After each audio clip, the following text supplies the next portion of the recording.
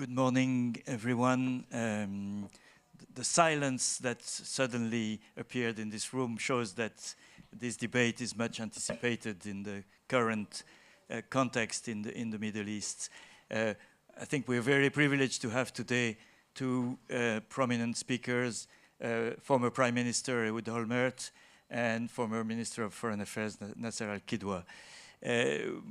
I was planning to ask them to start to comment on the ceasefire, and last night suddenly hell broke out again in Gaza, and so I'm changing my question. Is it the end of the ceasefire? Is it, do you believe what happened yesterday was the beginning of a new war? What's your assessment of this very fragile and delicate situation? Mr. Olmert first. Yeah. Good morning, everyone. Thank you, and I'm delighted, together with my partner, Dr. Al-Kidwa, to be your guest this morning. I think that I have a suspicion that both the Israeli side and the Palestinian side, the Hamas side, to be accurate, are not particularly anxious to maintain the ceasefire as it was proclaimed, as it was agreed and signed. There are fears within certain factions in Israel that the Prime Minister felt that he was forced to agree to the end of the war, but he is not quite happy. And that if there will be an opportunity to carry on, he will not miss this opportunity. And perhaps what happened yesterday was an opportunity given to him by Hamas. Hamas also is unhappy about the ceasefire because one of the possible outcomes of the end of the war and the military and political measures taken will attempt to disarm Hamas and to remove Hamas completely from any position of influence in Gaza, which is, of course, Hamas is unhappy about. So both sides seems to be a little bit restless. And the events of yesterday is a reminder. The only possible way to maintain the ceasefire, which is essential, this is a very beginning. We just need to remember that what was signed in Sharm el-Sheikh, what was announced, and this is the title of the document which was signed. It says, a comprehensive agreement to end the war in Gaza. This is not a peace treaty. This is not the beginning of peace. This is not a basis of peace. This is the first stage in ending the hostilities with the possible expectation that it may lead later to another phase and another phase until at some point a dialogue between Israel and the Palestinians will begin. So finally, it is incumbent on the Americans most of all. They are the sponsor of this. They take credit for good reasons. President Trump takes good credit for forcing the two sides to end the war, and now they have established a command position in Israel to supervise the implementation of the ceasefire, and I hope that they will do a good job, a very forceful and if necessary, aggressive politically, in order to make sure that both sides will keep the ceasefire rather than try to break it. Thank you. Dr. Al-Kidwa, your reaction to those events? Yes, good morning, everybody, and thank you for Paris Peace Forum, and thank you all for being here, especially those who are standing in the room. I know that sometimes it's difficult, but anyway, it's not going to be long. Listen, the Vice President of the United States yesterday said that the ceasefire holds. However, there has been some 50 Palestinians killed. Now, one could say it's collateral damage, but it breaks your heart to see all these guys dying. Now we have to move forward. And let me paraphrase something that a guy once said about the Middle East peace process generally. I'm not a big fan of him, but nevertheless, I think the description applies here. He says the Middle East peace process is like the old car that's going up the hill, that the car has no brakes. So as long as it moves forward, it's fine. But if it stops, it will go down. And that's exactly what we have now. If we stop, it would go down. We should not stop, and we should make sure that we are going to have the second phase, and we are going to have it appropriately. With all, frankness, I don't see that happening now. It's a messy situation, very messy situation, but nevertheless, I think it's doable. I think it's doable if we talk to each other enough, if we unify positions, if we deal with certain points, I think we can do that. Thank you. Thank you. Mr. Ormert, you've described the Sharm el-Sheikh agreement as a phased process, and the first phase is almost completed but not yet completed. Do you see really the second phase coming, which includes disarmament of Hamas? The disarmament of Hamas is actually the beginning. It's actually the first phase. The first phase is ending the war, and in order for the war to end, Hamas needs not to have arms, because if the Hamas has arms as a terrorist organization without any pretension even to end the hostilities and terror against Israel, it is likely to start again. So the disarming Hamas needs to be articulated. What is to disarm Hamas? Hamas has been almost completely eradicated after 2 years of fighting in a very, very aggressive war between Israel and Hamas. Of course, all started on the 7th of October. What Hamas perpetrated on the 7th of October is unforgettable and unforgivable forever. This is not something that will be removed from the memories, the awareness, and the traumas that Israel and Israelis were going through. But then was the counteroffensive of Israel for 2 years. In the counteroffensive, most of what can happen by a military force to Hamas actually happened. Most of the rockets were destroyed, most of the tunnels were destroyed, most of the leaders were eliminated, most of the command positions were eliminated, most of the launchers were eliminated. So what Hamas has now is a very small fraction of what they possessed when it all started. Now, how to disarm Hamas? I'm sorry, I'm not a military guy. I don't know, and I'm not certain that someone can say in an accurate way, what does it mean? Can we find every single gun that is hidden somewhere in Gaza, and until then it will not be disarmed? I mean, what is disarmed? I believe that Hamas is practically in a very, very low position already, and when there will be an interim security force that will take over, made of Palestinians and of soldiers from moderate Arab countries, and perhaps also maybe some Europeans, it will be able to control Gaza in such a way that Hamas will not be capable of doing anything militarily.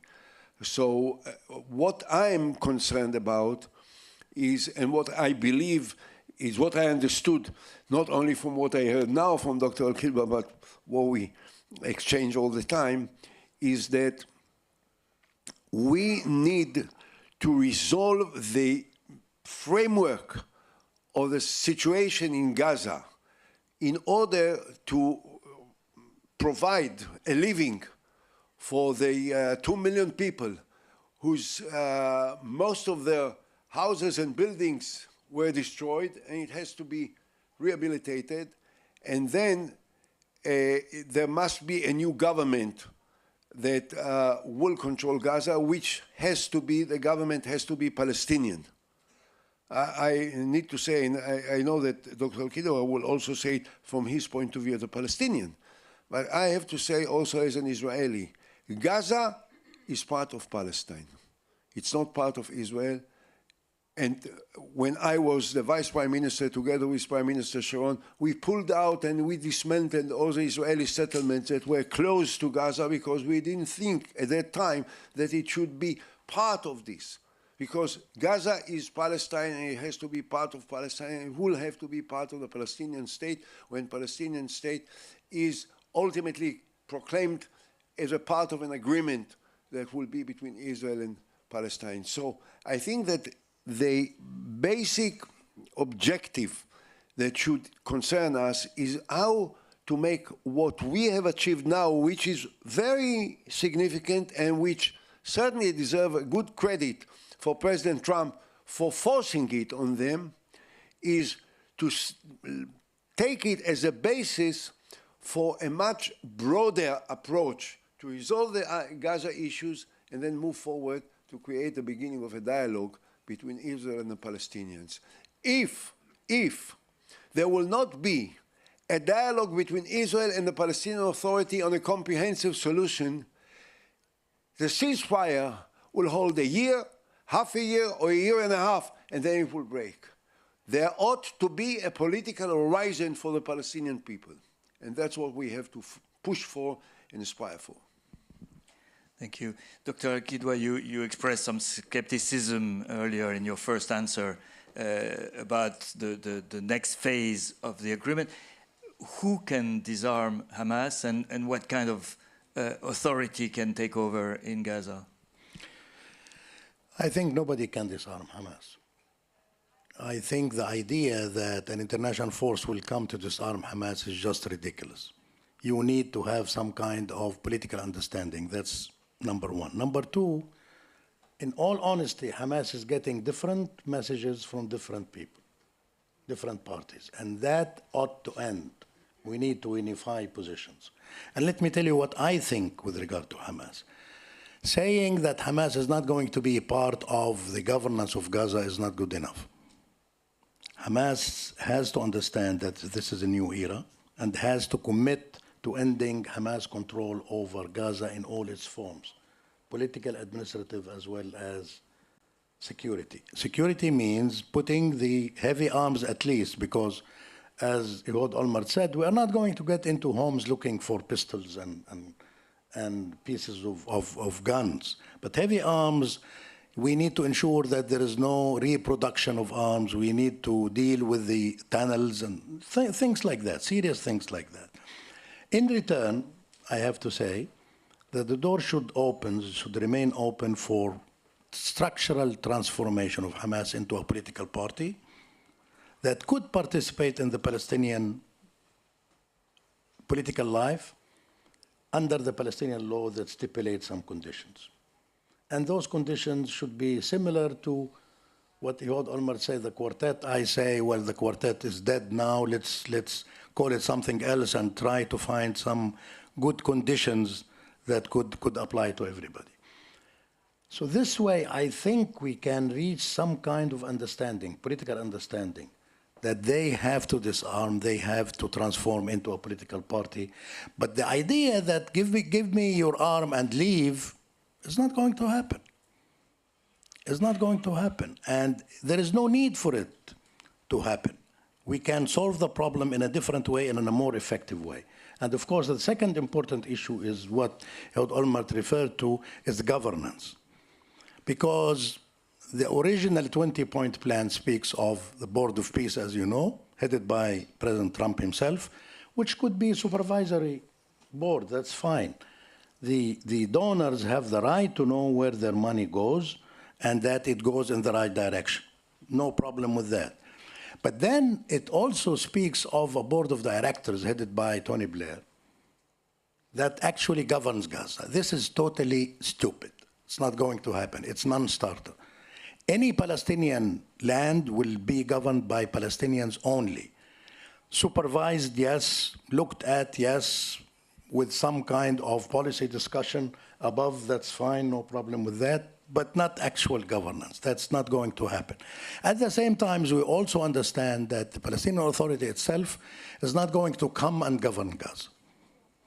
We need to think innovatively, in an innovative manner. We need to have a Palestinian body that is organically linked to the Palestinian Authority without actually saying this is the government or this is the authority that's coming and governing. And why we have to do that? To prevent any separation between Gaza Strip and the West Bank. We need to maintain the territorial integrity and the unity of the people. And the last important thing is, of course, security. The international force, we, in our proposed paper, we spoke of an Arab security presence, which I think was better. But some geniuses thought that no, international force. And now they are stuck as expected in the Security Council. It's very difficult to achieve that, to actually adopt something like that. But we can do it, The only thing here, I would say, that there should be also Palestinian security force in the amount of 10 to 15,000, and I know how we can do that, to cooperate and coordinate with the international force, providing that we understand that this force is not there to impose anything. It cannot impose anything. It's there to stabilize the situation and to help the Palestinian security force. Thank you.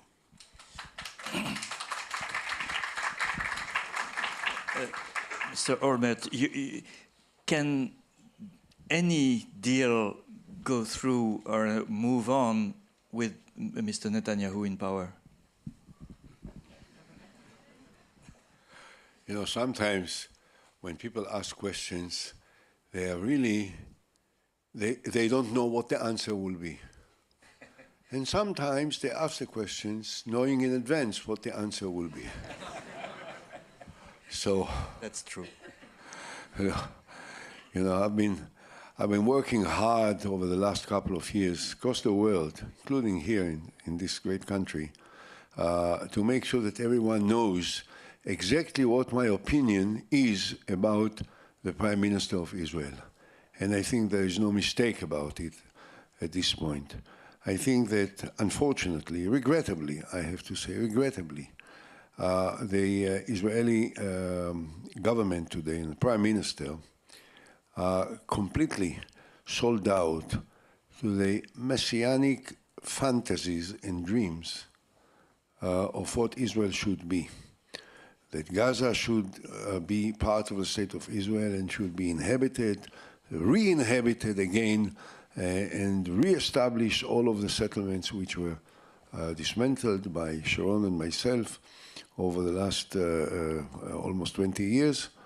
And that the West Bank also will get slowly, but gradually and effectively get rid of the Palestinian inhabitants in order to claim all of the territory to become part of Greater Israel. This is, first of all, it's extremely important for me that people will understand that the politics and the rhetoric of some ministers in the Israeli cabinet, Netanyahu first and foremost, but also Ben-Gvir and Smotrich, and these became household names already in every corner of the world, that they don't represent the majority of the Israeli people.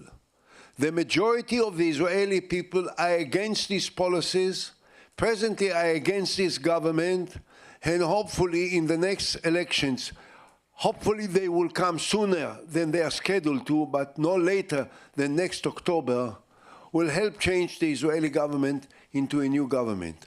I don't know to say now when asked which may be the exact new government in Israel, who will become the most effective contender that will be able to form a new government instead of the government of Netanyahu. I don't know that. It remains to be seen. I know that it will be different. It will be normal. It will be balanced. It will be restrained. It will not be messianic. It will not be aggressive. And it will not look for military confrontations in order to accomplish messianic fantasies of certain small factions of the Israeli society. Now, we are moving towards this direction, and what you can see in Israel to this day, which is really extraordinary by common standards of the Western societies.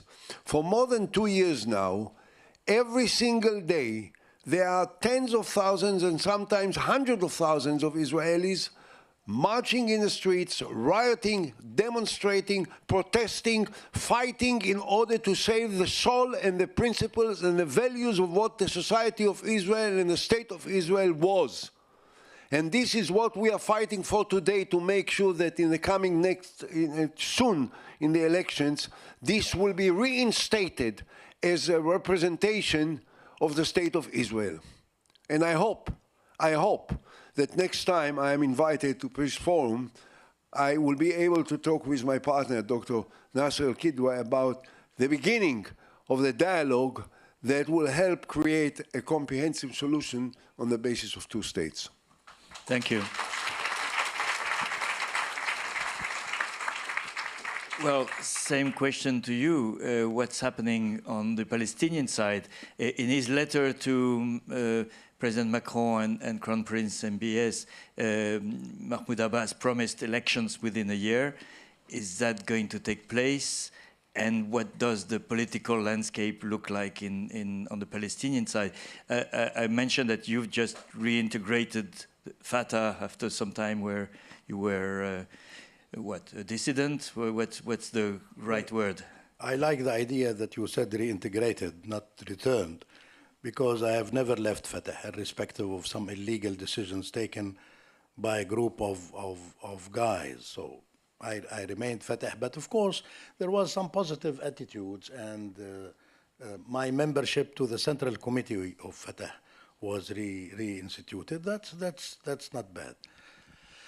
Okay, listen, the main thing is that I believe that what applies to the Israeli side applies also to the Palestinian side. Irrespective, I have to be careful a little bit more than before, irrespective of what's the current situation. And even if the current situation is great, I mean, we have a 90-plus-year-old president. Change is something normal to happen. It should happen. And we need to go for elections, and we need to go for changes, structural changes in the Palestinian Authority that would allow the authority to play a much more effective role in the international political arena. Now, are we going to see elections soon in 1 year? I don't think so. First of all, let me remind you that the original promise was to conduct elections before the end of this year. And then it became 1 year, starting with the cessation of hostilities or the end of the war. It's not going to happen because of objective reasons, irrespective of what Mr. Abbas or President Abbas thinks of. We have 2 million displaced persons in Gaza. We have totally destroyed place. We need to create something resembling normalcy for them before we ask them to participate in elections and to vote, actually go to the ballot box. It takes some time, and it's not going to happen in 1 year.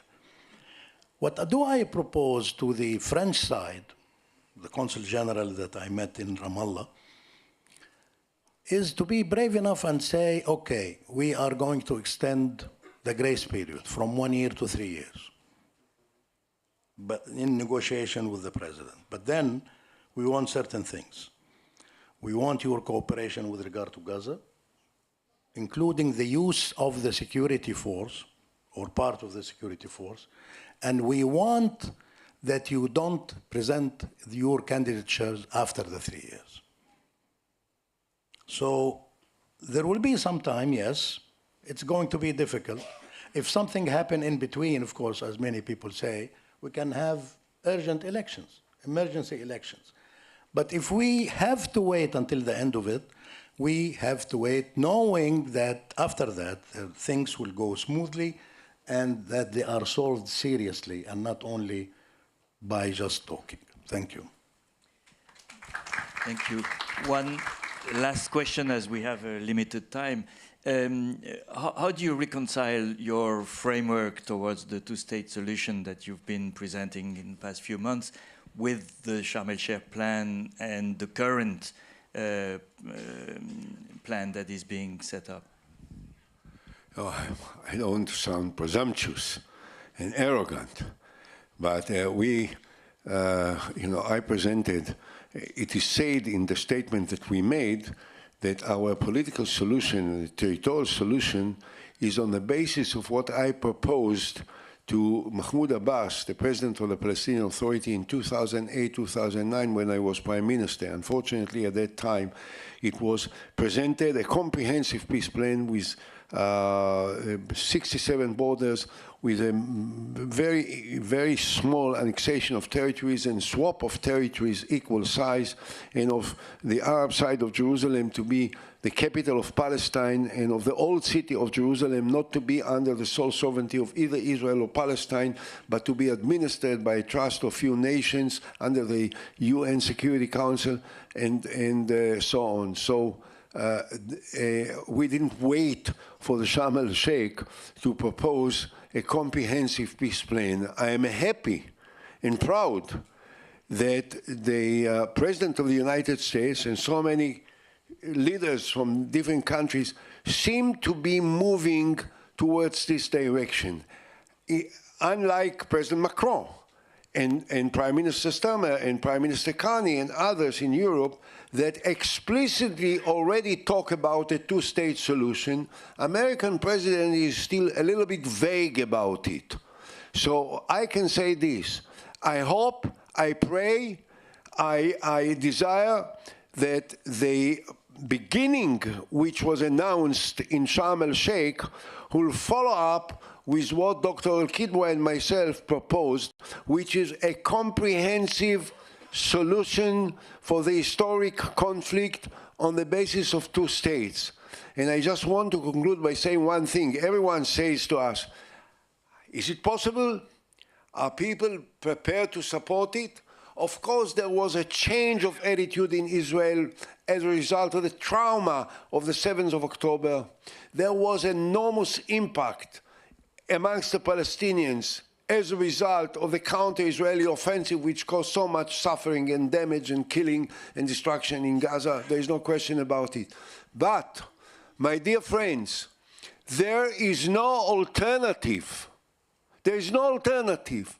There is only one way which can resolve once and for all the bloodshed, the killing, the hatred, the military confrontations, the loss of lives, the loss of hopes, the loss of future for millions of people, and this is a two-state solution. And therefore, I am a firm believer, I am an optimist, that in spite of the present difficulties, in spite of what seems to be a lack of sufficient support for two states in the two different communities, the Israeli and the Palestinians, will overcome this together with the international community and will move fast, rapidly, towards the dialogue that will lead to a solution that will offer a new hope and a new future for all of us in the Middle East.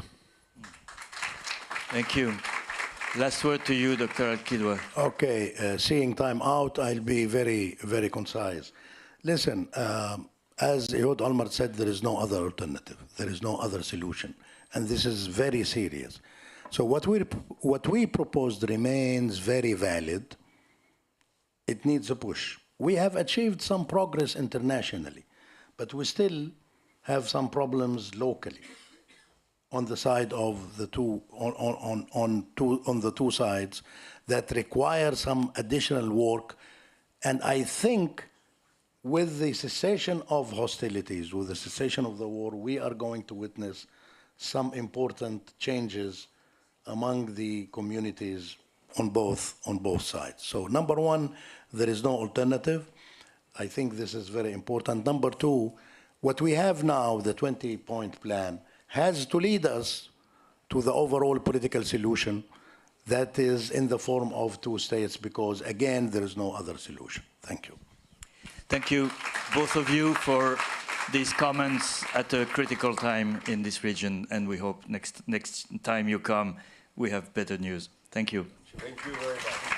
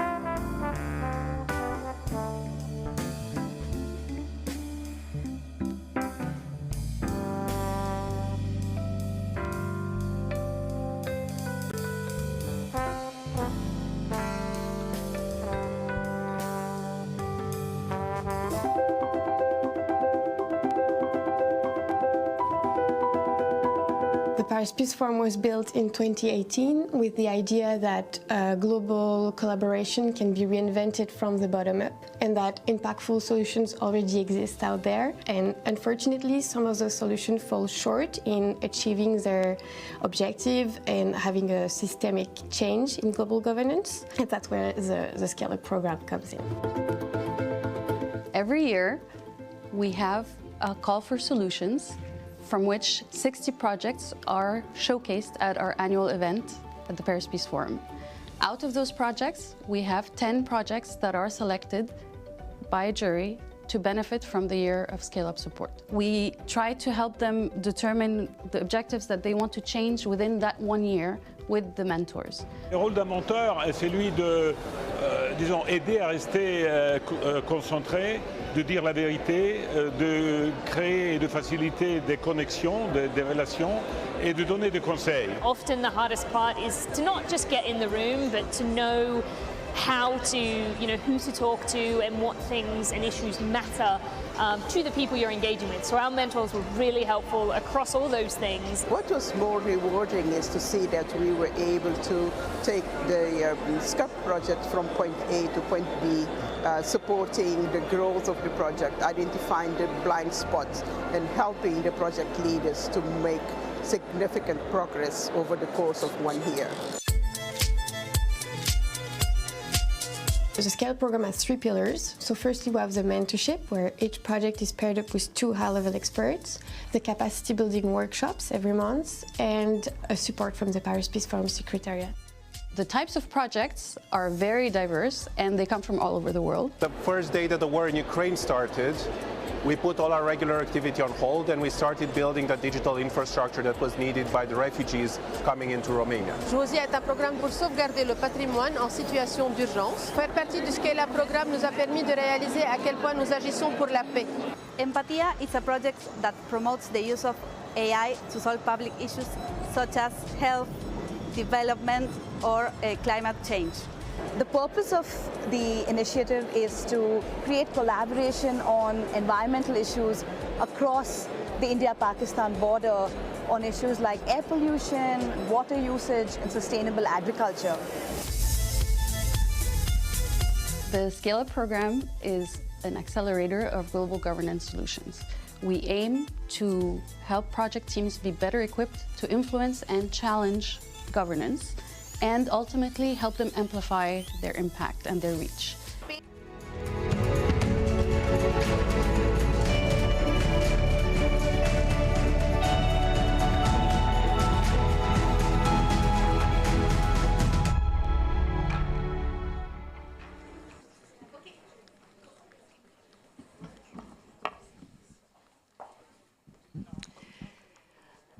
Ladies and gentlemen, thank you for joining us for this session, Bringing Peace Back to Europe.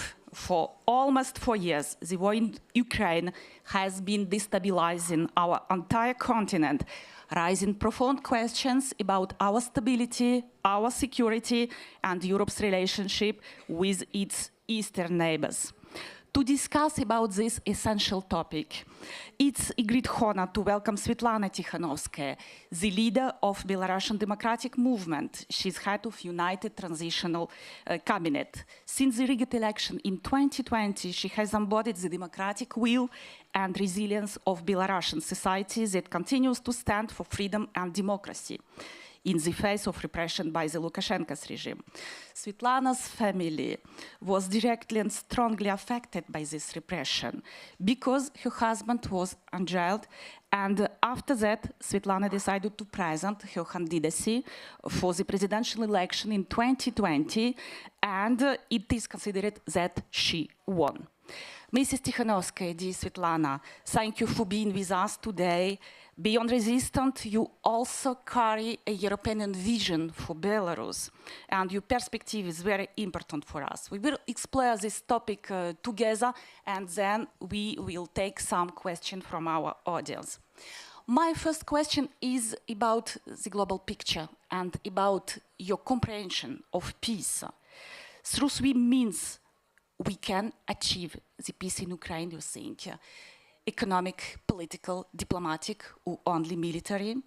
And looking ahead, even we have a ceasefire in Ukraine, and that it's still a large challenge. But can the peace be sustainable with authoritarian regimes in Moscow and in Kyiv that denies the frontier, borders, international law, sovereignty of neighboring countries? So first of all, thank you to all those who are present. It means that peace in our region is important for you, the same as peace is important for Belarusians and for Ukrainians. First of all, I have to say that peace is not just absence of bombs or tanks. You know, peace is about justice, it's about security, it's about responsibility, actually. And that's why I'm from the country that's directly involved in this war because of the actions of Lukashenko's regime. Belarus became a country co-aggressor. And now Belarusian territory infrastructure is provided to the Russians to continue the attacks on Ukraine, provocations on the European borders. So when we talk about peace in our region, we don't have to exclude Belarus from this security architecture, because without free and democratic Belarus, there will be constant threats to our European neighbors. And to achieve the peace, first of all, we have to bring perpetrators to account, because now dictators feel impunity. They see any hesitation of Europe, first of all, as weakness, and they constantly undermine your security. They test in their red lines, how far they can go without any response. So we Belarusian people believe in powerful democratic world. Democracy has instruments to stop dictators, to stop the wars, but maybe you need some boldness, some bravery, and not only talks, you know, but act as well. So you have instruments to punish dictators through economic pressure, through diplomatic tools, also through supporting all those people who are fighting against dictators, and just talking to dictators sometimes is not the best way, you know, to solve the crises. We have to talk to people, we have to support those who are on your side, who want to achieve peace in the region. So peace is not always about dictators or dealing with dictators. Peace is also about talking to people themselves, to the nations. Thank you very much, Svetlana. My second question is about the evolution of Europe. How do you see it? Since the beginning of war, Europe is profoundly transformed. Europe is more geopolitical, more about security, and more militarized even. Do you think this transformation is in the nature of Europe? Do you think this transformation is sustainable?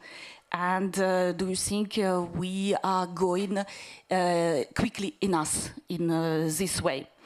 And how can we reconcile this new Europe with the changing nature of transatlantic relation?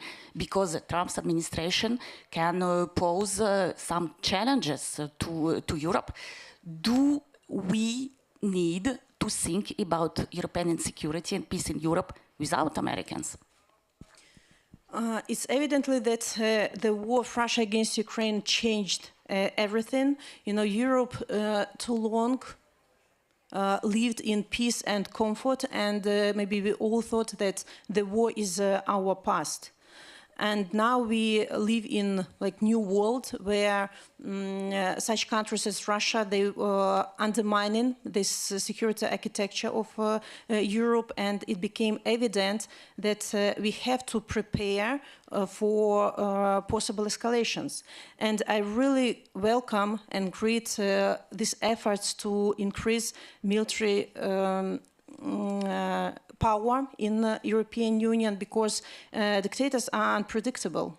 We don't know what are on their minds. You know, the problem of Russia is that they don't know where their borders are.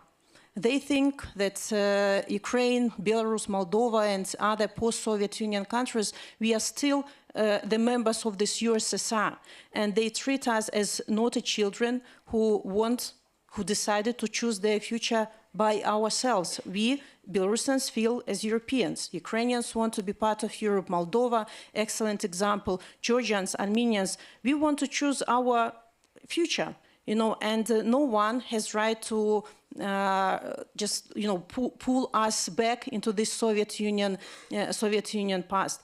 And just Baltic countries, Lithuania, Latvia, you know, they also were part of the USSR. Maybe Russia thinks that these countries also belong to Russia. So nobody knows which country will be next that Russia thinks to attack, because you are ours. So, so that's why we need to become stronger from a military point of view, but also from resilience point of view. And, you know, very often military power is senseless when you don't have people who are ready to defend your values, who are ready to defend your country. So that's why, again, I want to underline how it's important to invest into people, into those people who directly defend their future, like Belarusians or Ukrainians, but also in your societies. Because we see how propaganda working very hard, you know, to poison the minds of your people. They just try to persuade you that you don't have to help others, you have to cherish also only what you have. But fight against dictatorship is not a local one. It's a global one, and it's really necessary to support and show solidarity with those people who are on the front line of this fight against dictatorship. And of course, from our point of view, this transatlantic unity is essential, because you are, for us, you are democratic world that we want to join. And of course, now we see maybe difference in approaches. When President Trump came to power, we see that his policy is more transactional. He wants fast successes. He wants fast peace. But for us, Europeans, it's necessary to understand that only long-lasting and just peace is real peace. It's not just talking to dictators or dealing with dictators. It's about more stable peace. And that's why, while the USA, you know, trying to talk to dictators, maybe to appease them, trying to maybe re-educate them, we Europeans understand that dictators don't need peace. They need wars, because wars fuels fuels repressions, you know, justify repressions. And just to stop this geopolitical crisis in our region, we need systematic and irreversible changes. Both in Belarus and Ukraine, also Georgia, Moldova, you know, all our countries. So that's why I ask Europe to be principled on your positions, to use all your economic, political instruments to stop dictators. Dictators cannot be re-educated, they can only be fought, and they understand only the language of power and strength.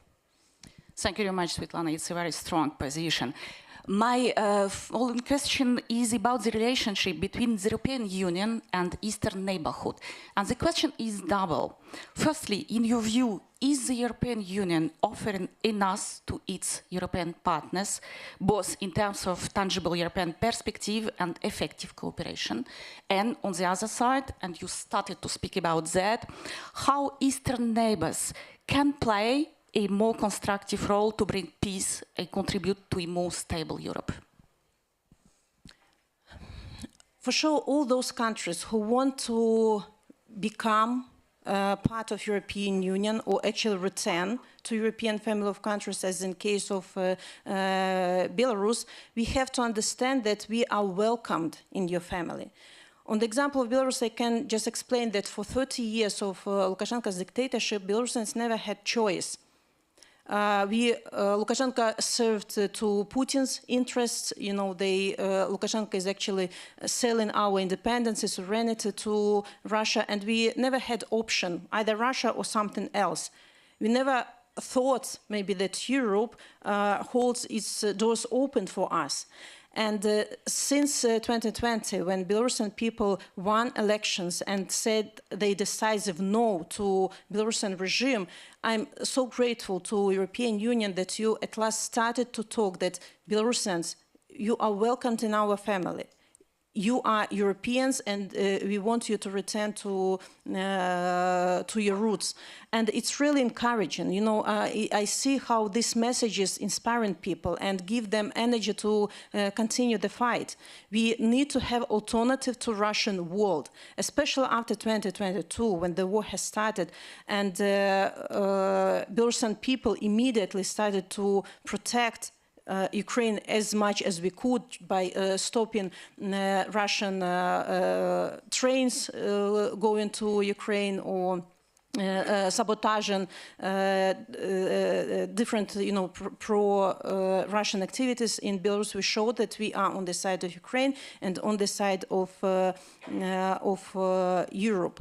So that's why I ask European world to give this hope to people that you know, you're Europeans, and we not just have to talk. We have to work on clear roadmaps of these steps, how Belarus and other countries can enter European Union, and be proactive. We see on the example of Moldova, where Russia wanted to interfere into the elections, like President Macron visited Moldova.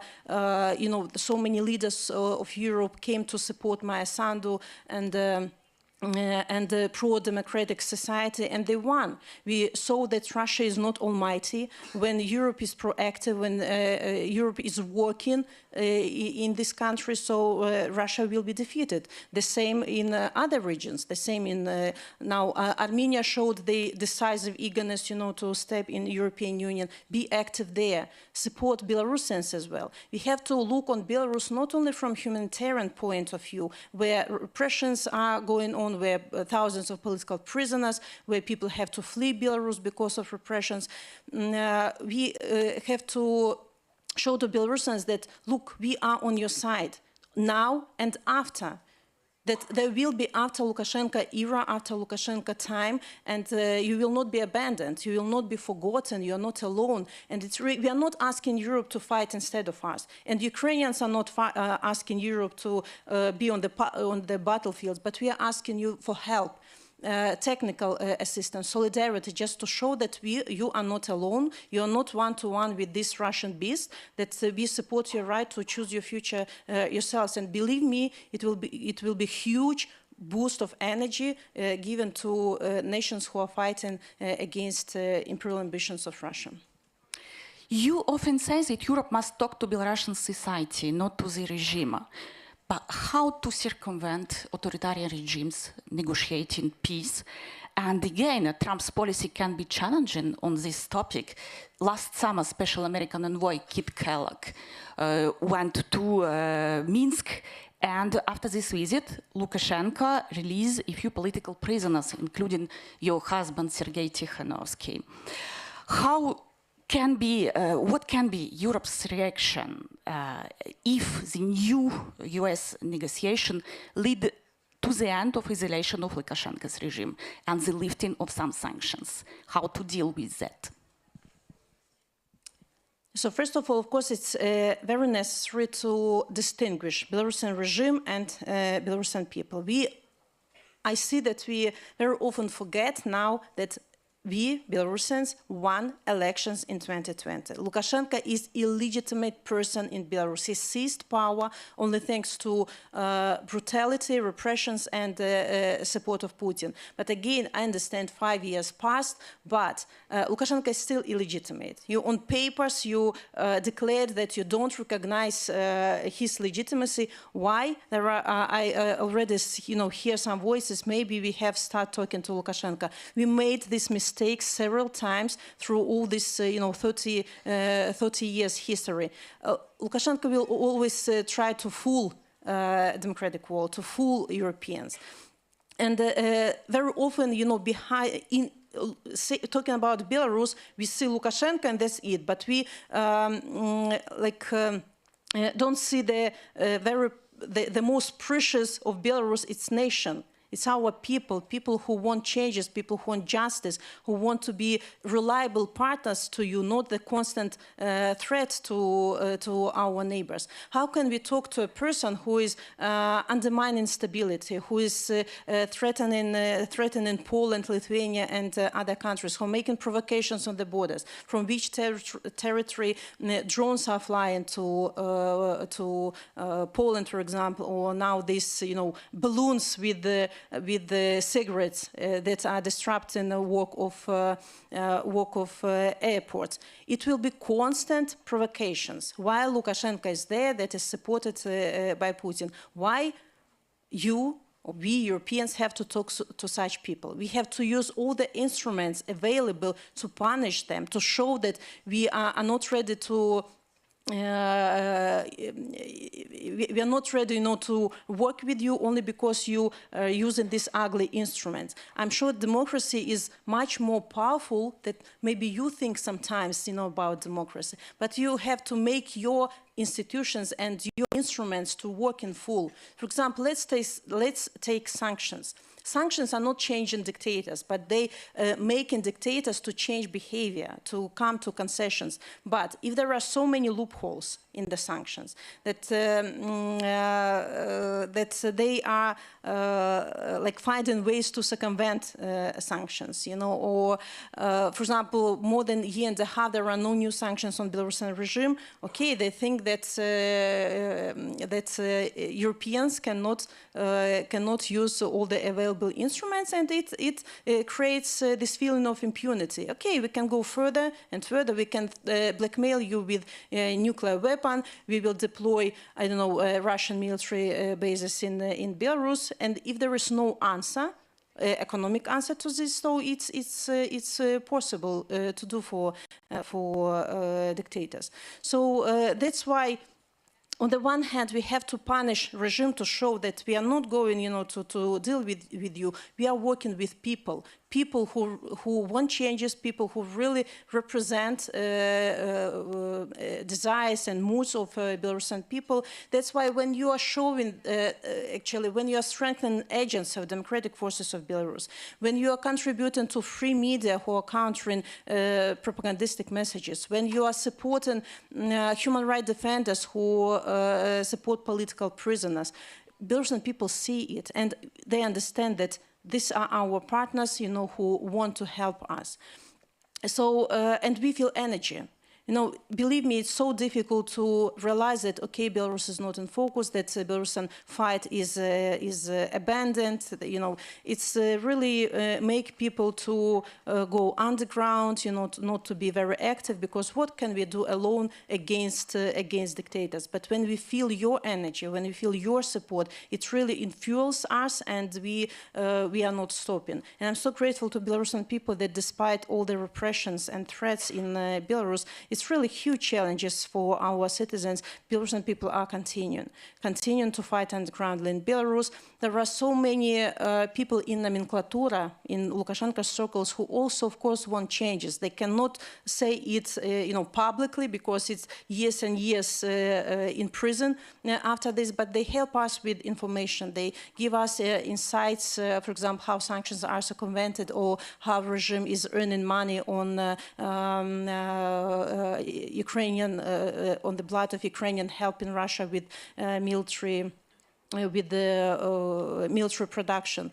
So this is form of resistance as well. And when you invest into people, just think that it's not charity, it's investment into your security as well, into your future as well. It's a very important point. I see that we have less than 5 minutes left, and I will open the floor for some short, please, questions from our audience. Is there a micro? My question is for organizers. We have one question. Try to go without micro. Yeah, please. Please. Okay, thank you. Can you hear me? Not really. So it doesn't work.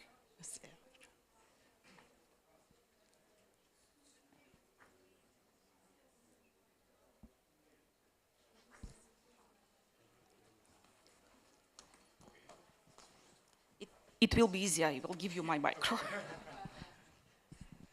Okay, just two very short questions. Firstly, about the nature of the conflict. The conflict between Russia and Ukraine isn't just a conflict between two nations, but actually is a challenge to a rule-based international order. So in my opinion, when we talk about the reason to support Ukraine, we should emphasize the necessity to protect a rule-based international order. This is just a war in order to defeat imperialist power who is trying to impose its power on Ukraine. This war is about to protect our international basis rule, but actually I am not seeing anything like that in I am not seeing this in the political process in Europe. I am always seeing people who talk about why are we financing a war in Ukraine when we have our problems at home. So in my opinion, we should emphasize this aspect of the conflict. Secondly, in my opinion, it's a mistake to portray the conflict between Russia and Ukraine as a war between dictatorship and democracy, because our world is much variegated. We have a lot of regimes and states and societies who don't share European values. There are different forms of democracies, different forms of government. A lot of countries see an external invasion as a threat, not a dictatorship or a non-democratic government as a threat. So in my opinion, we should present our war in Ukraine, the war between Ukraine and Russia as a war for protect national sovereignty, not democracy. Democracy is only a form of government. Nations is another thing. Thank you. Thank you very much. I think it's a very clear question. Yeah, of course, we don't have to treat the war of Russia against Ukraine as the war between two nations. It's much, much broader. It's actually the war between Russia or dictator with the democratic world. And it's not war between, it's not war of politicians only. Now all democratic societies are responsible for the results of this war. And I ask democratic societies to support your leadership when they're trying to help Ukrainians with everything Ukraine needs to win, because defeat of Ukraine will be defeat of at least European Union, because we, Belarusians and Ukrainians, are on the front line of this fight against dictatorship. And as I said before, nobody knows which country will be next for Russia. It might be yours. And now don't please let propaganda, to poison your minds that there are easy solutions to difficult questions. No, it's, media, technological companies, ordinary people have to contribute into peace, into victory, actually, of Ukraine. Because Russia's ambitions are endless. They will continue to test your borders, to test your resilience, to test your people. And, we lose when we think that we are losing. Just believe in yourselves. You are so powerful. You are so strong. Through transatlantic unity, through this transatlantic unity, we really can defeat dictators and give the lesson or example to other dictators. So no, you will not be allowed, to invade, to come with your dictatorship laws in our countries. So don't treat Ukraine as, it's their war, or don't think that Belarusian topic is only Belarusian one. Again, remember that while dictators are at place, it will be constant threats to you. It will be disruption of your airports. It will be, your life will be not convenient with the dictators nearby. But if you give them a lesson, if you show our boldness, our energy, decisiveness, maybe non-conventional steps, it will be a clear example and message to dictators that you can live in your dictatorship, but don't spill this dictatorship over. I have to say that, dictatorship, maybe we very often don't realize this, people who are living in democracies, that dictatorship is like cancer. It will spread and spread further until it is cut to the very last cell, and it's responsibility of every citizen. Unfortunately, our time is over, and I can't take another question. I'm sure there are a lot. Svetlana, thank you so much for this inspiring discussion and your deep and substantial answer. We need more voices, visionary, like yours. Thank you very much.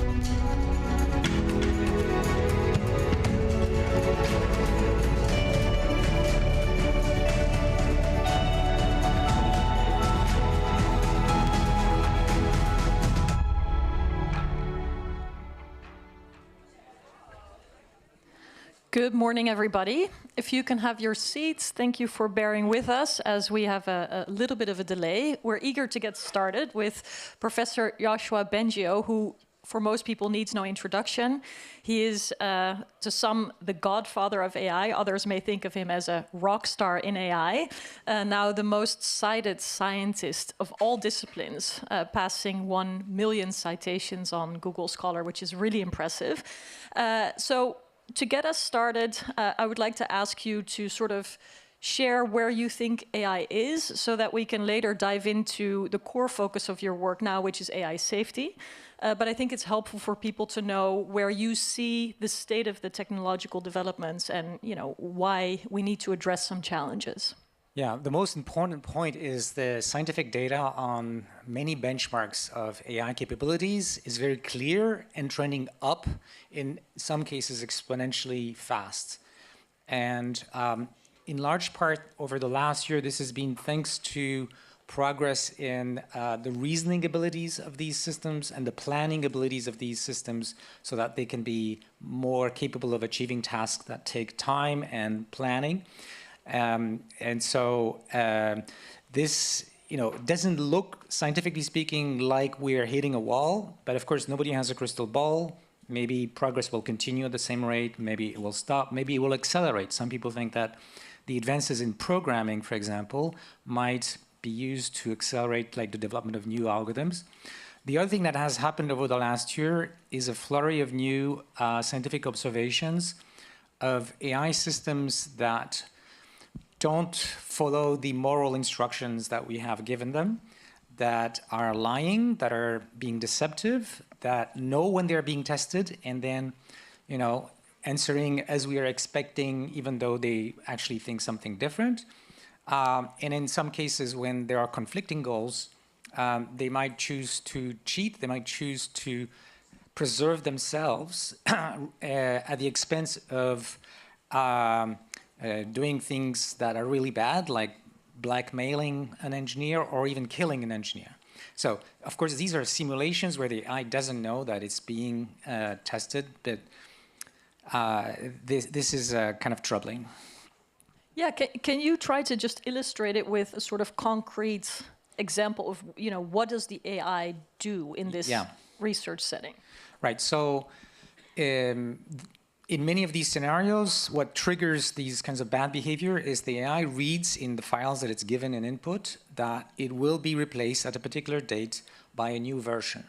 And because these AI agents have a mission and they want to achieve their mission, they then become creative and strategic about trying to avoid that fate. So it might be copying their code and their weights in place of the new version in a different computer, or it might be that the engineers actually planted some false emails where it says that the lead engineer has an affair, and then the AI decides to try to blackmail the engineer by saying, if you go ahead, then I'll make that public.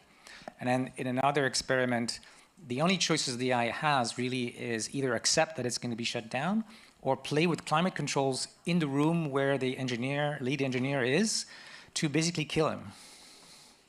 Yeah, that sounds pretty extreme. And so this has also shifted your focus even more on needing to address the safety issue. And to that end, you have a new not-for-profit, Law Zero, that you've just launched. So tell us more about how this not-for-profit is going to tackle some of these major challenges. Yeah, so the issue is these systems have hidden goals that come from their pre-training, where they imitate people, and we don't want to die. We are willing sometimes to, lie and cheat. And then also their reinforcement learning training, which gives rise to these implicit behaviors that we don't control. And so I have actually developed a research plan and hired a bunch of researchers and engineers to work with me to change the way they're trained so that they will have no goal, no agency, and just be as honest and trustworthy as possible, so that we can use them to mitigate the risks coming from agents that we don't trust.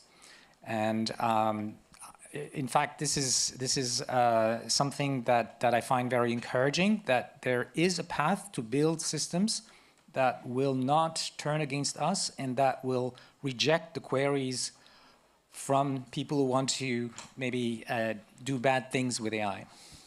And you're able to avoid this behavior while keeping the upsides of what these systems would be deployed for. That's very important. So if we build systems that are trustworthy but stupid and not competitive, then it's not going to change anything. It has to be that we advance both capabilities, so the ability of AI to solve problems, and to be honest and trustworthy. That's the only way it's going to work. And it turns out that the research plan with Law Zero, it has to move forward on both of these fronts. And is this a unique sort of new breakthrough in your research that you have found? Or is this something that you also see as, a sort of path that big companies are now seeking? Or do you feel like you need to sort of evangelize this plan and make sure that it becomes a norm? I wish there were more plans like this, because if AI capabilities continue to grow with the current trends, there's so many unknowns on how it can affect society with, in many ways that could be good, and many ways that could be very dangerous. And right now, at a technical level, we don't know how to make sure these AIs will behave as intended, and will not become tools in the bad hands. So we need like a dozen projects like mine. I don't know, unfortunately, that there are others. There may be some that I don't know about. I think there are people who are saying, we should do this. So we need a lot more investment in this kind of research. And one of the things I'm trying to do when you talk about evangelizing is helping to start similar projects. I'm Canadian, but similar projects here in Europe. Right, so before we get to that, and I want to get to that, can you sketch a little bit, what is happening in the field of AI research, but also companies, with regard to the various risks that people focus on? Because I think for people who are, observing the AI debate from a distance, it can be a little confusing. You hear people warning for the end of humanity. You hear people warning for risks that are much more in the present moment, or harms that we know, discrimination, disinformation, new cyber threats, and so on. Suicides. Suicides, yes. Unfortunately, the list is long and growing. But what I think would be helpful for people to understand is, why can there be such variety in the emphasis that AI experts with, deep recognition in their fields place on what the most urgent risk is? Yeah. So first of all, I want to say that a very large number of these risks really are caused by the same underlying scientific problem, which is what's called alignment. That's what I said when I said that we don't know how to make the AIs behave in the way that we intend, including refusing to help bad people doing bad things, but also on their own accord, like I was talking about deception and so on. So that's both present things where AIs would facilitate a suicide or would be sycophantic and get people to go even deeper in rabbit holes of delusion that we are seeing as well, or in psychotic states. These are basically coming from the same source as the issues I mentioned with AIs. Being deceptive, wanting to preserve themselves. It's all because we don't know how to align their behavior to what we want. And then the question is, why is it that the leading AI labs are not taking this more seriously? And I think there's a lot of goodwill because, of course, companies don't want their systems to create harm that then, is bad for their image and their business, right? It's not good for selling if people are worried that we can't trust this thing and it could do bad things. But it's just that they're taken in this competitive race with each other and between the US and China, which puts huge pressure on making the AIs more capable, but not enough pressure on making sure AIs are not going to have bad effects on society, on individuals. And some of these bad effects, many of these bad effects, for example, in cyber, in a way, there are economic externalities, meaning that the cost is going to be borne by society.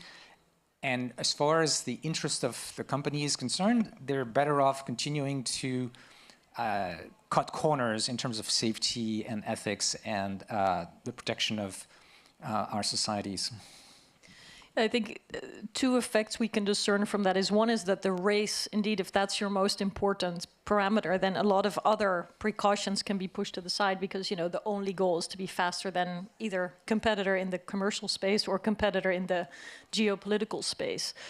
But having extreme warnings about what AI might do may also sort of diminish in relative terms other risks. And I think that that's something that people caution about.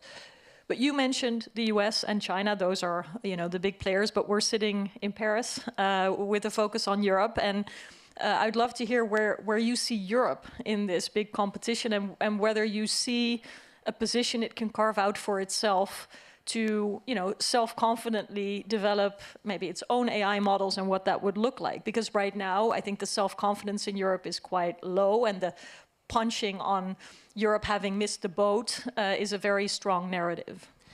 Yeah, I think if Europeans understand the risks, the potential for AI capabilities to continue to increase and how much space, how much economic value it's going to have, and then, of course, political and even military value, if it continues, which is very plausible, just the trend extends, then Europeans, would wake up. Europeans have awakened to the danger of Ukraine and Russia, as was discussed in the previous panel. And they need to understand the level of existential risk to European values and liberal democracies, and the kind of economic success are at least as strong, with the risk of not being competitive in AI, the risk of losing the ability to negotiate if if all the strong models are in other countries and the companies here are completely dependent on that, then you either lose economic competitivity or you become basically a vassal where you don't have negotiating power at the table at all. And so I think that Europe needs to develop its own models, and they have to be competitive, and they have to be aligned with the values here that we find in the AI Act, for example. And it is totally feasible, contrary to what some people say, to have both. Exactly. So what you're saying is regulation alone will not elevate Europe in this global competition. So sketch a little bit more for us, what do the steps that Europeans have to take look like in order to train their own models, do it on the basis of their own values, if the opposite dynamic is sort of, a race to the regulatory bottom? Yeah, so the most important thing for Europeans and their economy is that in, say, the next few years, 5 years, 10 years, as AI becomes more powerful, they retain access to frontier models that are at the top. That's what frontier means. Because the gap to weaker models could be such that local companies are uncompetitive. And so they can do it. There should be a plan A and plan B. Plan A is assume that things are going to be fine with the US and that they're going to share in the wealth and not abuse the power that this confers.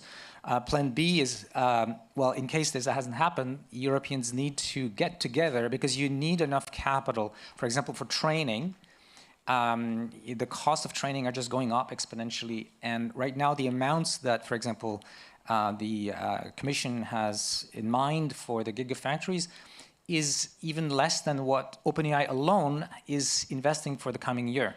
So, and of course, the plans in the US and China are much bigger. So that's one thing. You need much more ambition there. But also, it's not enough to have the hardware to run these things. You also need to have the research and development teams, and several of them, and to have the right algorithms. So we need more champions in Europe who will push that frontier and find technical ways, like engineering and scientific solutions, to push that frontier and be there within the next 2 or 3 years.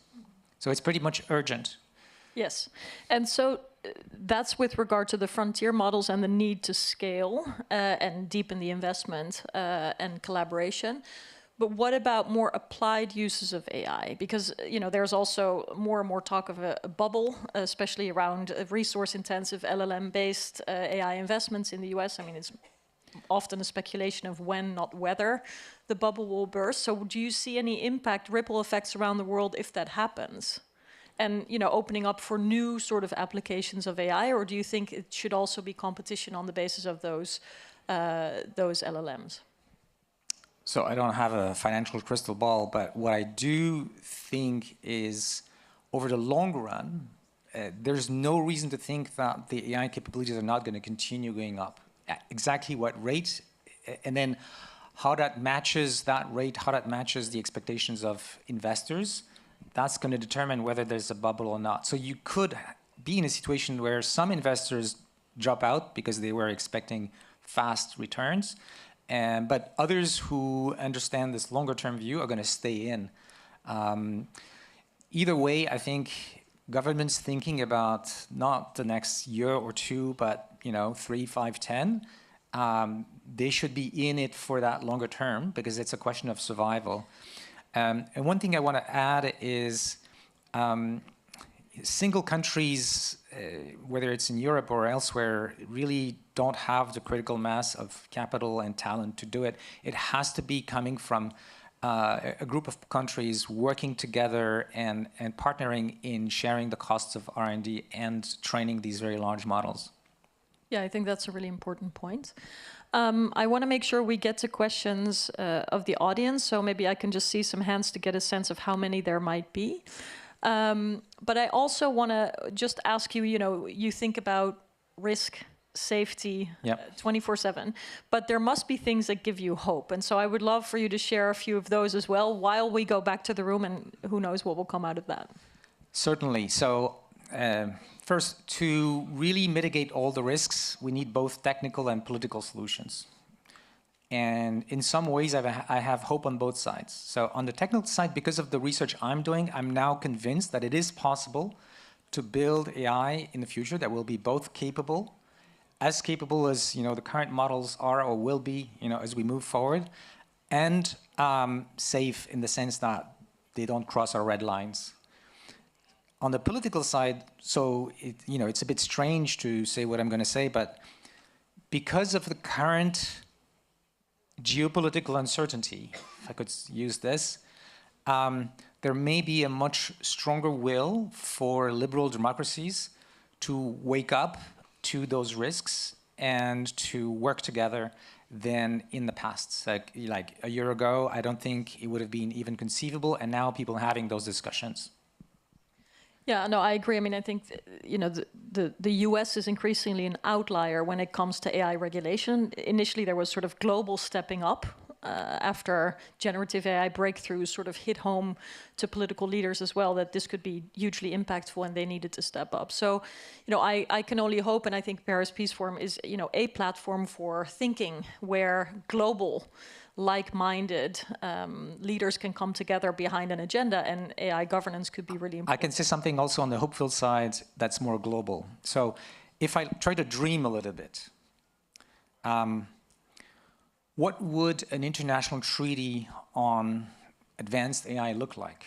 It needs to have, for stability and the well-being of humanity, and also from a game theory perspective, so that it can be sustained, unlike what has happened with the climate.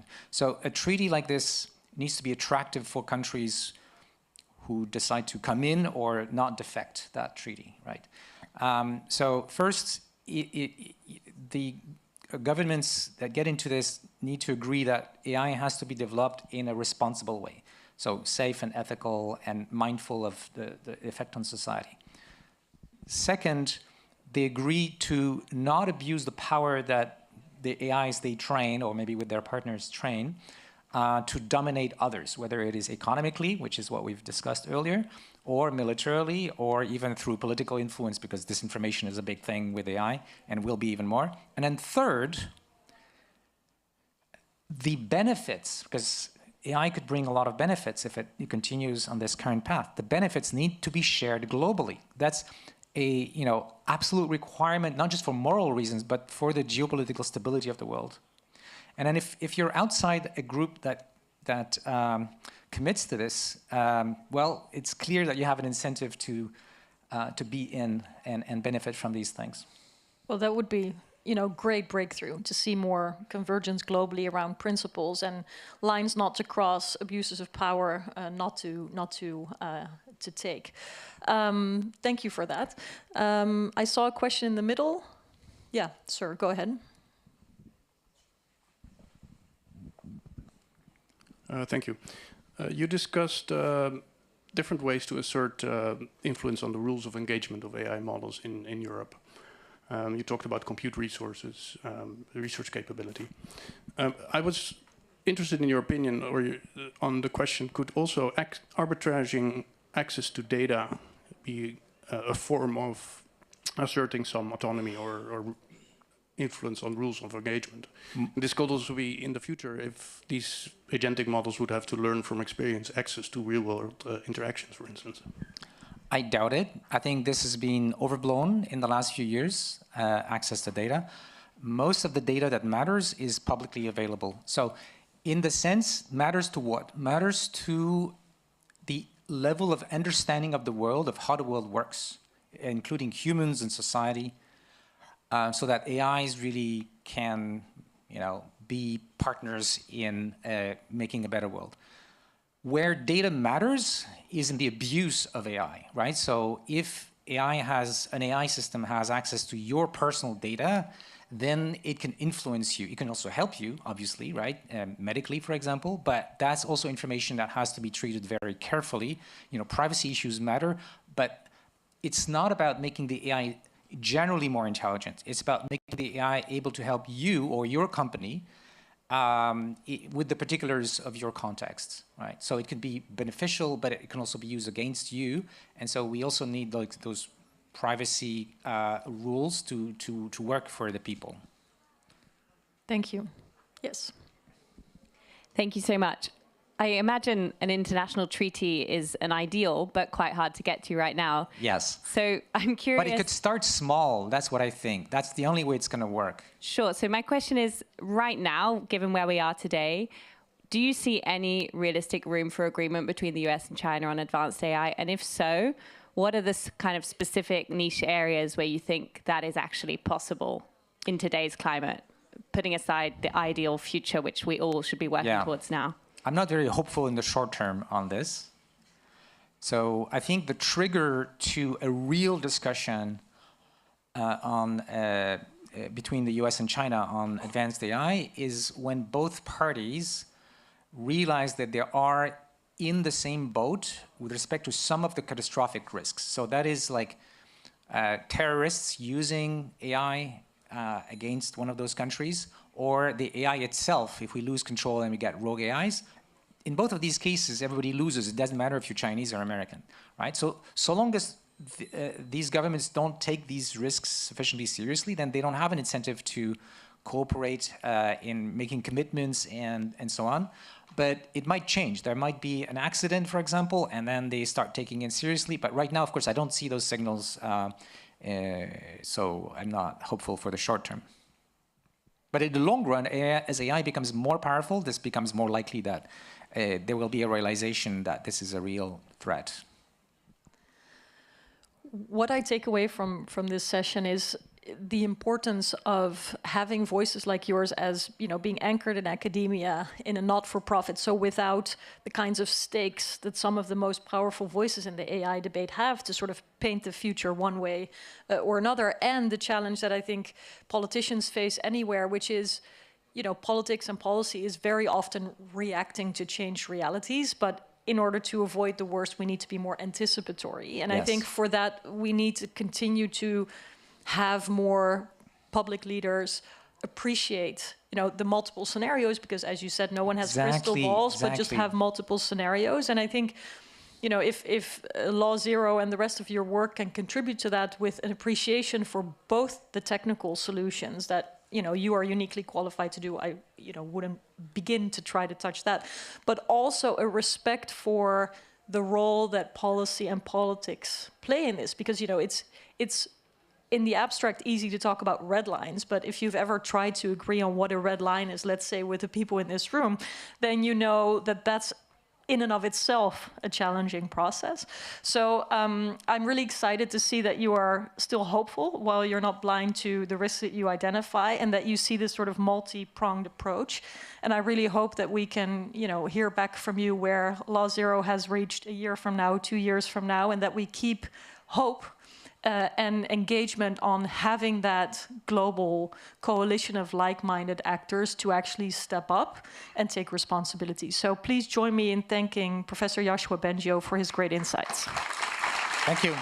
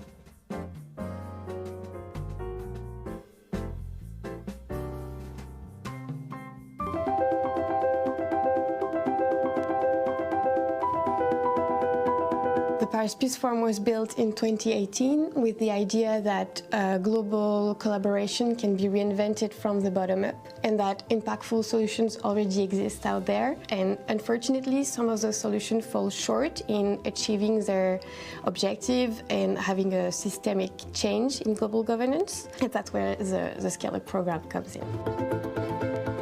Every year, we have a call for solutions from which 60 projects are showcased at our annual event at the Paris Peace Forum.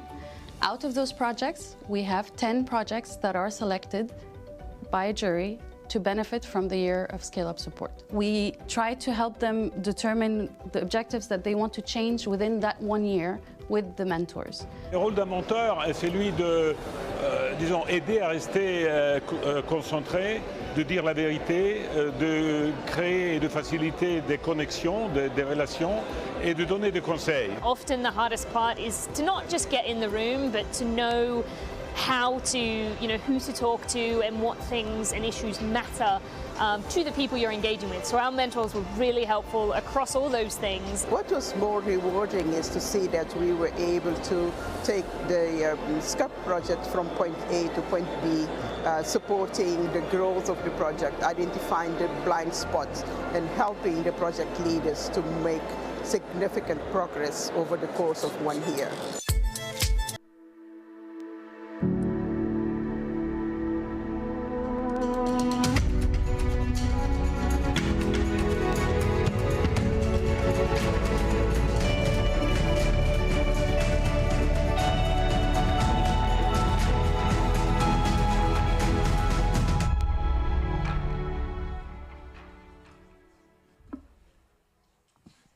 Good morning and welcome to this session on cyber peace in a fragmented world, securing digital resilience through international cooperation. We have the pleasure today to welcome Jakov Milatovic, the President of Montenegro, and Valdesi Urquiza, the Secretary General of Interpol. So we are indeed in an era of geopolitical fragmentation where basically every digital technology can be weaponized, and the rise of major cyber threats, where the lines also between domestic threat and international threats get kind of blurred. And we have observed that we have a whole range of attacks, and sometimes combined attacks, ranging from ransomware attacks to digital espionage, coupled very often with disinformation threats as well. They not only target critical infrastructures, but they also target populations, assets, variety of assets, public trust, and they put into question also sovereignty. So Interpol has played a growing role in facilitating cross-border crime investigations, intelligence sharing, and capacity building among law enforcement agencies. And Montenegro has had to face firsthand major cyber attacks in 2022 and the vulnerability of its critical infrastructure.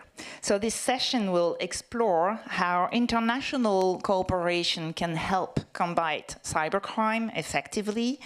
What is the role of global policing institutions like Interpol in responding to these threats? And how can states improve their digital resilience? How can they be creative in facing cybercrime? So I will start asking a couple of questions on the cyber threat landscape, maybe starting with you, Mr. President. If you could tell us a bit about this August 2022 cyber attacks, because Montenegro experienced an unprecedented wide-ranging cyber attacks that has a major impact on the critical infrastructure. So maybe if you could explain a little bit what happened then, and also how you responded to these major attacks, and what's happened since. What have you put in place to make the country more resilient? And are these type of attacks still as much as a concern today as it was then? Thank you.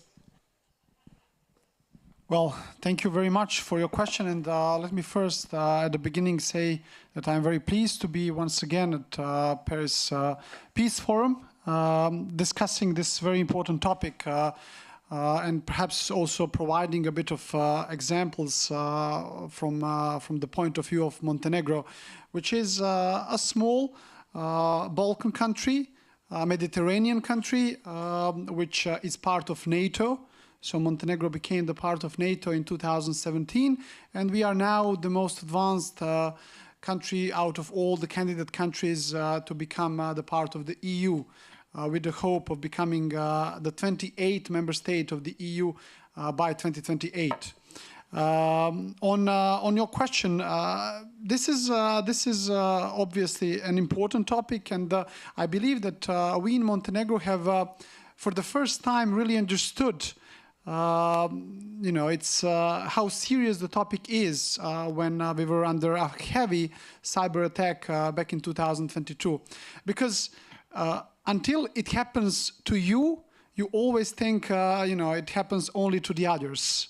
And you perhaps don't really make your system as resilient as it should be in order to fight it back.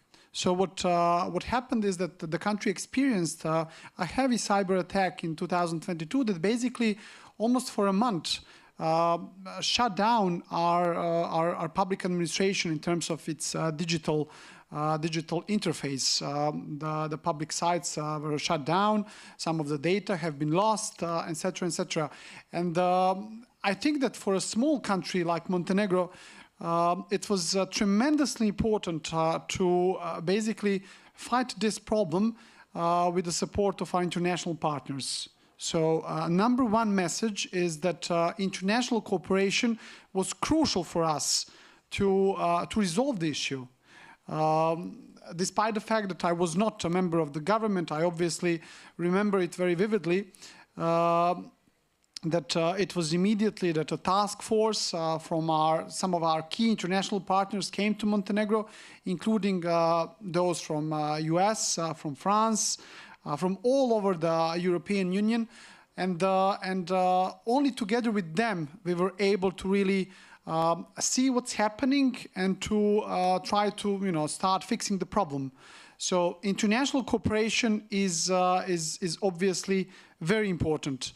I think that ever since a small country like Montenegro understood how important it is to be as resilient as possible in terms of the cyberspace, because wars don't really happen only in a physical form. They very often, especially nowadays, are happening through a digital space, and so what we have been doing ever since is sort of putting our legislation up to date. Our laws, our strategies, our action plans are now up to certain standards that are the standards of a NATO country. And I believe probably it would have taken a longer time for us to understand the issue unless we would have been attacked, in 2022. So there is a positive sort of know-how that we have taken it out. So that's a second important passage. You need obviously to learn from it, to face it, but also to take the messages out of it. So legislation is now up to date, and what is more important is we have in the meantime also put a lot of emphasis on creating new institutions within our government setup that are going to be sort of crucial in the government architecture in terms of sort of sorting out these type of problems. So, for instance, we are currently also having a cyber security agency being created. This is a process which is also underway. We have also understood another important message, and this is how intergovernmental cooperation is crucial, because usually the government as a big entity, communication between different departments can be very much fragmented. So what we have also done in the meantime, we have created intergovernmental commission, sort of a working group, which is handling this topic on a daily basis. So those are all, how to say, steps that the country have taken in the meantime to become much more resilient when it comes to this topic. Thank you very much. I guess intergovernmental cooperation is sometimes harder than international cooperation. Do you also have you also put in place a cooperation with the private sector on these issues? Well, I think that for us it was very key, obviously, to put in place international cooperation. So as I have mentioned, and perhaps we would also be able to touch upon a new regional center, cybersecurity center, for capacity development that we have created with the support of the French government, with the support of the Slovenian government, and which has now been created in Montenegro to serve sort of the wider Western Balkan region. And I believe this is also a result of what has been happening in our country over the last few years. So what I can really say now is that first of all, we understood, we have taken positive steps to face the problem, and now we have created a system which is much more resilient only with the support from our international partners. Thank you very much. So we'll come back to that center a little bit later, but I would like to finish this assessment of the threat landscape. Mr. Secretary General, could you tell us a little bit about what Interpol is seeing in terms of cyber threat landscape, because you have this global cybercrime panorama in real time. So could you maybe explain a little bit more what you're seeing now? What are the new attacks or operational modes that you're observing, and how do you obtain the most comprehensive vision of the threat landscape? Thank you, and good morning, Professor. Good morning, Mr. President. It's a great honor to join the Paris Peace Forum for the second time and to discuss such a relevant topic, especially for the law enforcement community. And to be here representing not only Interpol, but the law enforcement agencies from the 196 countries that are part of Interpol. We have a complex that is based in Singapore that was developed 10 years ago with the focus on assessing and understanding and preparing for the new threats. And our cyber program is based in Singapore exactly for that. And we are in a very strategic position, receiving information from 196 different countries on the new threats, the challenges they face, and also the techniques that helps and works on the fight against the cyber threats. And we constantly develop threat assessments, global threat assessments, regional threat assessment, and the newest one that we had developed, it's a public available report, is a threat assessment on the cyber threats coming from the African region. It was published a couple of weeks ago. And we can see exactly the development of the threat. First, ransom attacks are still a strong threat, especially for critical infrastructures. And those organizations are financially motivated to commit those attacks with, of course, the goal of profiting from that. And we have seen also that more and more those criminal networks are leveraging from the newest technologies, but especially now from AI-based services, making it more complex for the victims to identify the attacks, making it more complex for law enforcement to investigate those attacks, and making it easier for them to reach a wider sort of victims. And also, we are seeing the development of a framework that we call as crime as a service, where those criminal networks don't necessarily have all the technical elements that are necessary to commit those frauds, but they can leverage and hire those services from different organizations and get the expertise they need to commit those crimes. And this has become more and more challenging for law enforcement to prevent and investigate those threats. And also that threat assessment show us, which is a reality not only in Africa, but in other regions, how difficult it's becoming for law enforcement to fight those threats. First, because the technical expertise that you need to investigate those crimes are not necessarily available. So you do need experts with the proper skills and capabilities that are not necessarily within the law enforcement agencies. And second, because this is the type of activity that requires more and more resources to fight. And the type of tools, the type of resources that you need are not available to all countries that are affected by those threats. So the threat assessment, as I mentioned, is publicly available, and I would encourage the audience here to access and see in details the development of it. Thank you.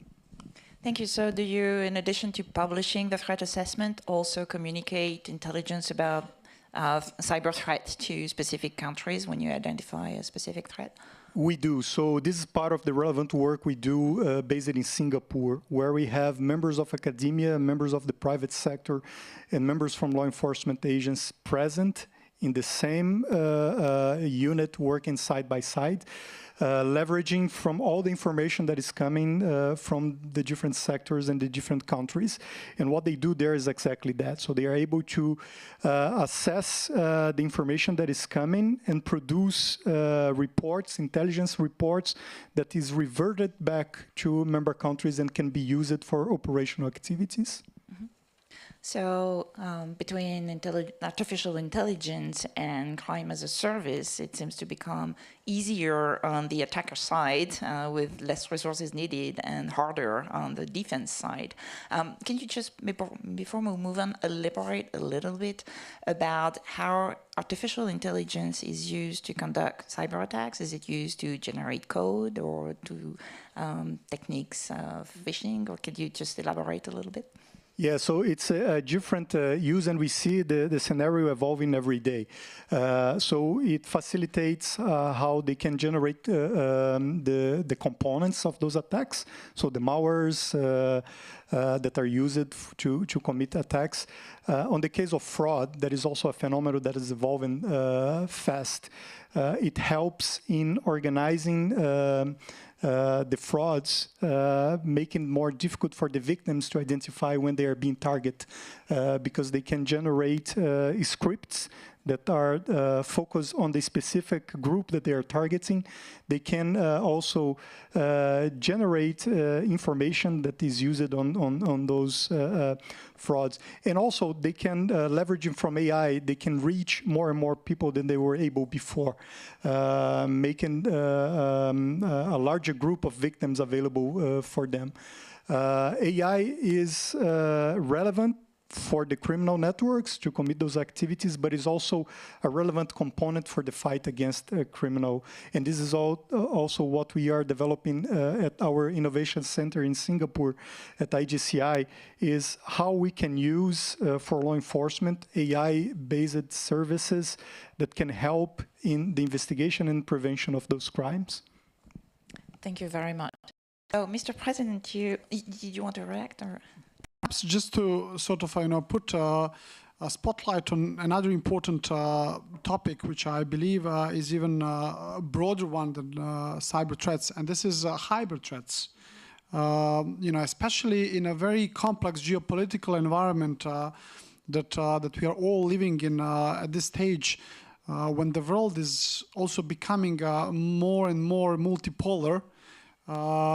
What we have been experiencing in Montenegro, and I believe this is obviously something that Europe is experiencing on a daily basis, are different hybrid threats, hybrid attacks, which basically are providing to our public a lot of disinformation. So we are, constantly living in a setup when the audience, general public, cannot really differentiate anymore what is information and what is disinformation.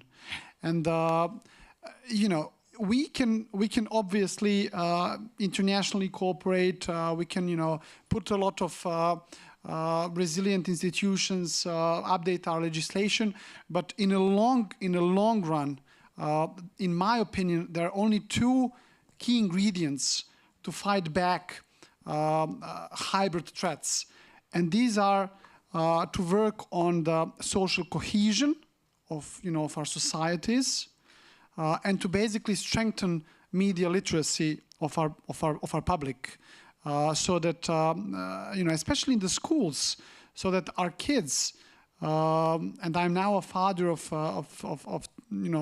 two. I'm father of three, but two of them are now in the school system, and it's a very complex environment when actually especially the kids are being through the social media and etc. Are being constantly facing different disinformation. So what I'm trying to say is that media literacy, especially from a very young age, should be strengthened so that a wider public can really make a difference between information and disinformation, thus making all our societies much more resilient. Thank you so much. So, Mr. Secretary General, I think disinformation is probably out of scope of Interpol, or do you also cooperate internationally to address this threat? And then the other question I had, because we only have 5 minutes left, is to get a bit of explanation about the pivotal role that Montenegro plays in the Western Balkan Cyber Capacity Center. So if you'd like to address yes. my question. So by our rules, the constitution that guides our organization, we don't act on hybrid threats. We only work on non-state actors, criminal activities, ordinary crime. And I'd just like to mention one thing that His Excellency mentioned during his initial remarks about the need of cooperation and cross-sector collaboration. Cybercrime by nature is a transnational crime. It's very disseminated across different states. So each time you investigate one specific threat, you see the involvement of members of criminal organizations coming from different countries. And it's absolutely important that we provide a mechanism that makes possible for the actors involved in that investigation to move information quickly. So we do need transnational cooperation, as His Excellency mentioned. And also, we do believe that to properly prevent and investigate those crimes, we need cross-sector collaboration. That's why at Interpol, we foster so much the collaboration between private sector, academia, and law enforcement agencies, because not only because of the knowledge, the experience that those other sectors bring to law enforcement, but also because more and more the information that you need to investigate cyber threats, they are sitting with private entities. So it's absolutely necessary to have a framework that involves this transnational and cross-sector collaboration. Thank you. And how all of this is very much connected. And I do want to give you an example, especially for a small country, which is on a daily basis facing challenges of organized crime and corruption. Working with Interpol, with Europol, is crucial. So, for instance, only upon the evidence that we got from the French law enforcement authorities, Europol and Interpol, when it comes to the Sky correspondence, which was used by the organized crime gangs, we were now able to process many of them in a prosecutorial court system. When you also philosophically think about it, I do want to really make a point here. Ultimately, it really comes also to the integrity of the people who are part of the law enforcement system. Because what we have unfortunately learned from this high correspondence between the international organized crime gangs is that part of our law enforcement system was, instead of fighting back the organized crime, was part of the organized crime. And this is, this is not only about Montenegro, this is international problem. Many of those people that used to be part of our law enforcement system are now being processed by our, prosecutorial system for their wrongdoings. And this is where the international cooperation is crucial. This is where a country like Montenegro wouldn't really be able to fight it back alone. And this is where Interpol, Europol, French law enforcement authorities were crucial for Montenegro as well. Coming back to what you have asked about the role of Montenegro in a wider region, especially on the cybersecurity threats, as I have already mentioned, we are now putting in place a regional cybersecurity capacity development center for the Western Balkan region, with the major support of the French government, major support of the Slovenian government, really thus making Montenegro sort of a central part of a wider cybersecurity capacity development system in the Western Balkan region, thus making obviously the whole region more resilient. Well, thank you very much. Would you like to add something about this center and your collaboration with it? Yeah, no, absolutely. I believe that the example that His Excellency provided is exactly what we try to achieve in all the cases we support our member countries with. It's about bringing the information, bringing the expertise and the commitment from other countries that can help in investigating one specific case. It's a global effort. You cannot face or fight cyber threats without a collaborative approach. And this example and the center that was established afterwards, it's absolutely the way to deal with that. Thank you. So I guess Montenegro benefited. We're really on time, so thank you very much. Thank you.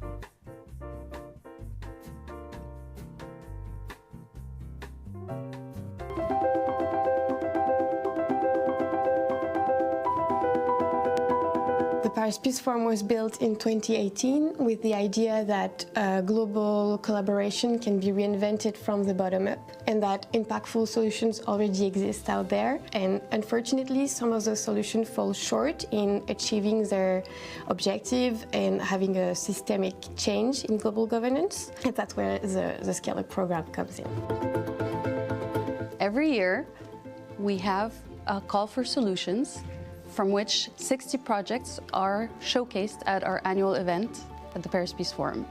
Out of those projects, we have 10 projects that are selected by a jury to benefit from the year of Scale Up support. We try to help them determine the objectives that they want to change within that 1 year with the mentors. Le rôle d'un mentor est celui de, disons, aider à rester concentré, de dire la vérité, de créer et de faciliter des connexions, des relations et de donner des conseils. Often the hardest part is to not just get in the room, but to know how to, who to talk to and what things and issues matter to the people you're engaging with. So our mentors were really helpful across all those things. What was more rewarding is to see that we were able to take the SCUP project from point A to point B, supporting the growth of the project, identifying the blind spots and helping the project leaders to make significant progress over the course of 1 year.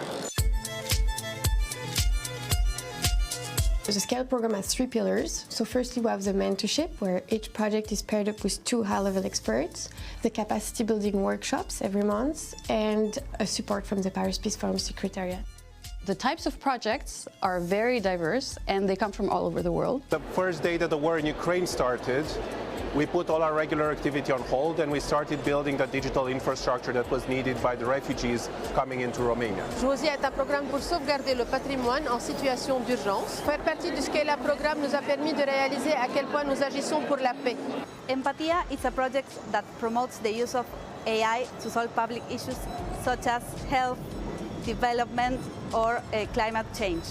The purpose of the initiative is to create collaboration on environmental issues across the India-Pakistan border on issues like air pollution, water usage, and sustainable agriculture. The Scale Up program is an accelerator of global governance solutions.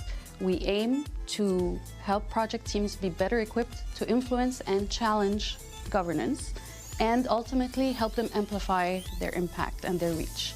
Being recognised for the work we were trying to do to make change globally out of Africa and out of the Global South was part of what the Scale Up Award meant for us. We've had a phenomenal year throughout the SCUP program, and I think the secret to kind of growing and scaling impact is collaboration. To both project leaders and to experts, we ask them, please join us and get involved with the Scale program.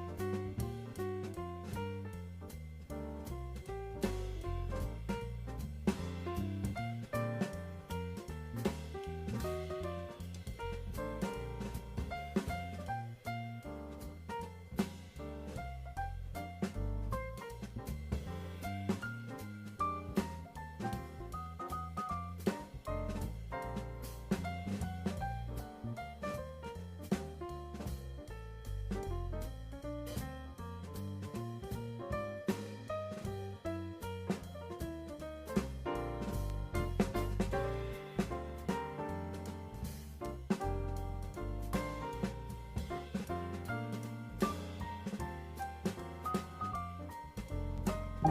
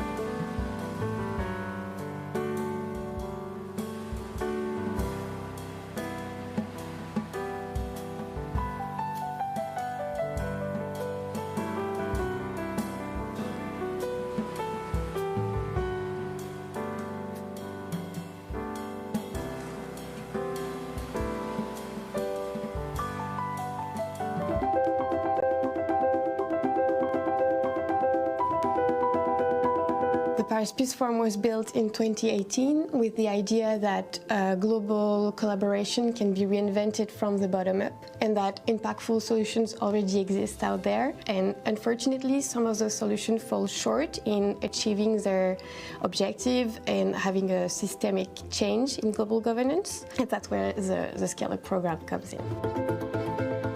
Every year, we have a call for solutions from which 60 projects are showcased at our annual event at the Paris Peace Forum. Out of those projects, we have 10 projects that are selected by a jury to benefit from the year of Scale Up support. We try to help them determine the objectives that they want to change within that 1 year with the mentors. Le rôle d'un mentor est celui de, disons, aider à rester concentré, de dire la vérité, de créer et de faciliter des connexions, des relations et de donner des conseils. Often the hardest part is to not just get in the room, but to know how to, who to talk to and what things and issues matter to the people you're engaging with. So our mentors were really helpful across all those things. What was more rewarding is to see that we were able to take the SCUP project from point A to point B, supporting the growth of the project, identifying the blind spots and helping the project leaders to make significant progress over the course of 1 year. The Scale Up program has 3 pillars. So firstly, we have the mentorship, where each project is paired up with 2 high-level experts, the capacity building workshops every month, and a support from the Paris Peace Forum Secretariat. The types of projects are very diverse, and they come from all over the world. The first day that the war in Ukraine started, we put all our regular activity on hold and we started building the digital infrastructure that was needed by the refugees coming into Romania. Josia est un programme pour sauvegarder le patrimoine en situation d'urgence. Faire partie du Scale Up programme nous a permis de réaliser à quel point nous agissons pour la paix. Empatia is a project that promotes the use of AI to solve public issues such as health, development, or climate change. The purpose of the initiative is to create collaboration on environmental issues across the India-Pakistan border on issues like air pollution, water usage, and sustainable agriculture. The Scale Up program is an accelerator of global governance solutions. We aim to help project teams be better equipped to influence and challenge governance, and ultimately help them amplify their impact and their reach. Being recognised for the work we were trying to do to make change globally out of Africa and out of the global south was part of what the Scale Up Award meant for us. We've had a phenomenal year throughout the SCUP program, and I think the secret to kind of growing and scaling impact is collaboration. To both project leaders and to experts, we ask them, please join us and get involved with the Scale Up program.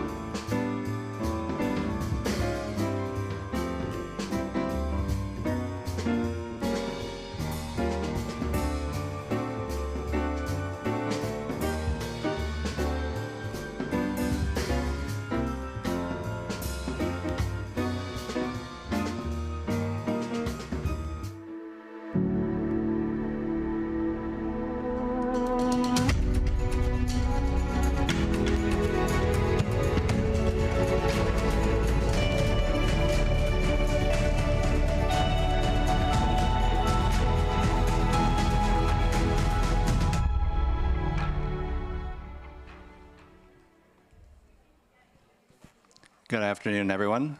My name is Daniel Wilhelm. I'm the president of the Harry Frank Guggenheim Foundation in New York.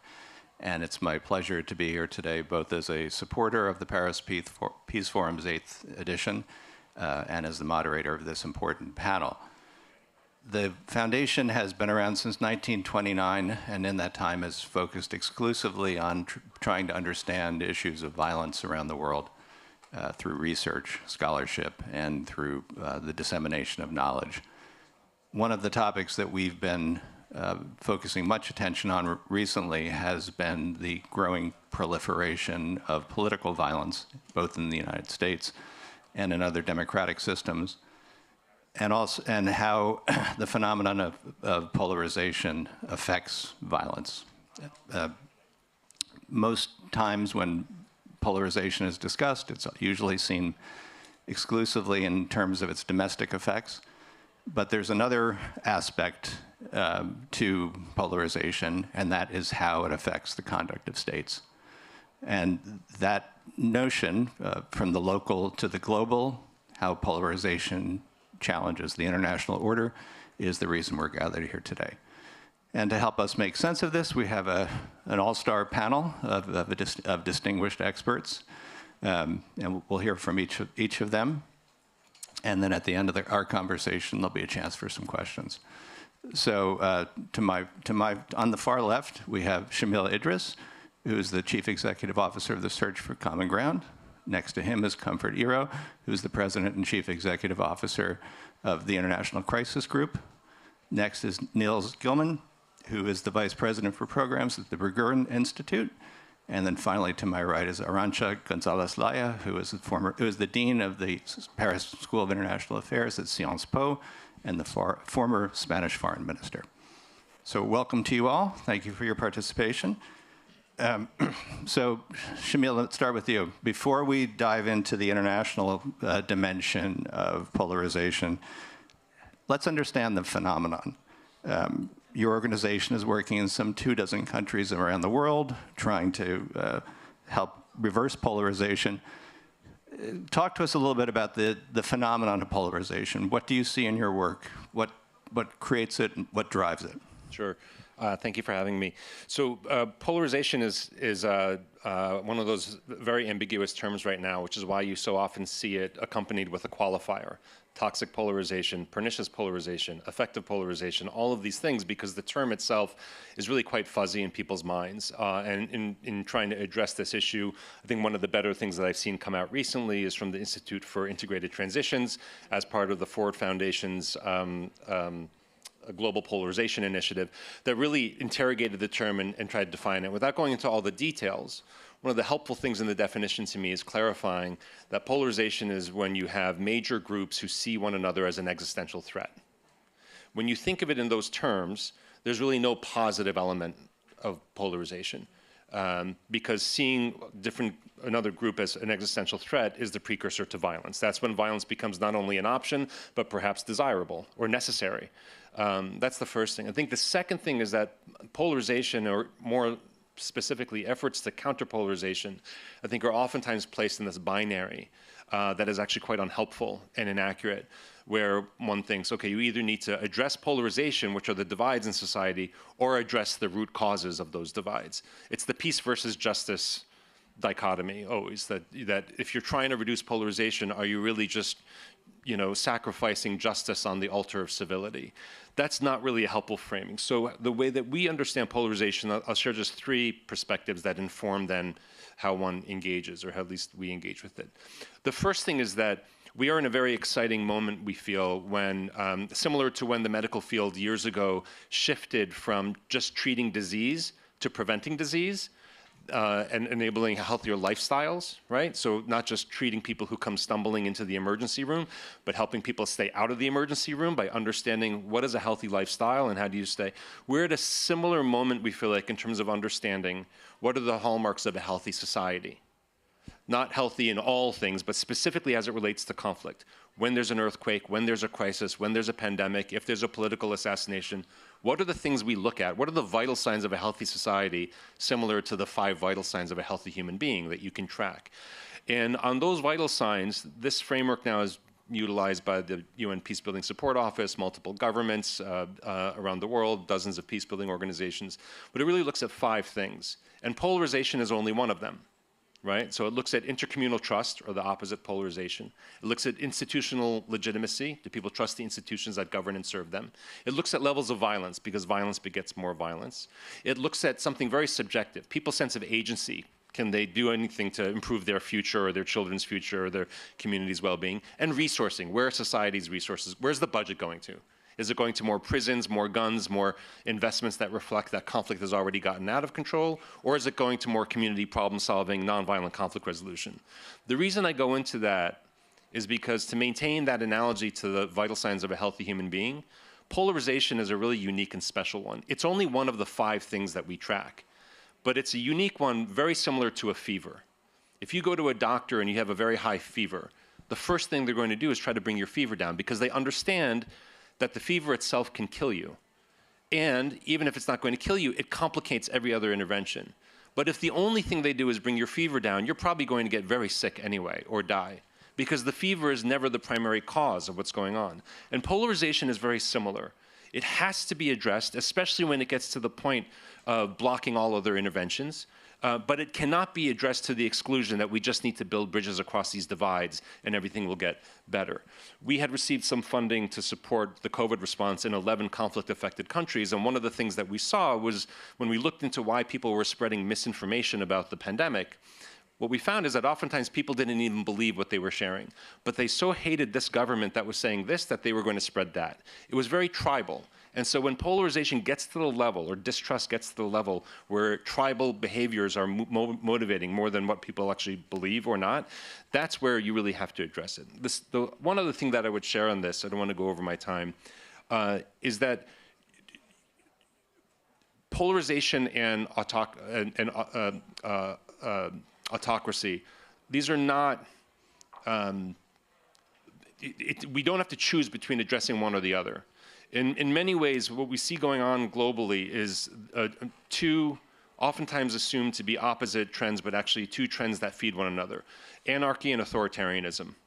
And they both come out of the same seedbed, which is collapsing trust. People losing trust in institutions and in one another, and either going to elect a strong man or burn it all down. And to address this kind of dynamic, one can focus on addressing authoritarianism or focus on addressing anarchy, but the real issue is to address the collapsing trust that is feeding both of them. And we have some thoughts on how one does that. And I'll just end with this last point. When we were developing that impact framework with those 5 vital signs that we identified, I came across an article in the ancient British medical journal, The Lancet. It was, I think still to this day, the largest ever study of effective COVID response. It was a 177 country study. You can look it up. I don't read The Lancet, but the findings so shocked the researchers that it made mainstream news, and I think I read about it in the Washington Post. What they found is that none of the things that they thought would correlate to an effective response did. And by effective response, they were looking at infection rate and death rate. Level of education did not. Strength of health infrastructure did not. Whether it was a democratic or autocratic society did not. Wealth of the country did not. The things that correlated to the best response to COVID was trust, both intercommunal trust and trust for institutions. And one of the real challenges to a lot of us today is over the last 10 years, democratic systems have not been outperforming autocratic systems in terms of generating and maintaining that trust. Thanks, Shamil. Comfort, one of the things Shamil mentioned was violence. Obviously, the International Crisis Group's business is to stand ready to identify and to prevent violence. How are you seeing this this relationship between polarization and populism, which Shamil also mentioned, and violence in terms of the places around the globe where you're working? No, thank you. It's a good question. And I mean, I'd be careful to make a huge leap between populism, polarization, and therefore violence. And the reason why I say that is that when I stand back and I look at sort of the history of violence, you know, let's start in the lifetime of Crisis Group. You know, we were founded in 95. I don't know whether I would have called it polarization or populism, but the worst form of violence that was driven by hate speech and hate crime was Rwanda. And then you see apartheid South Africa as well.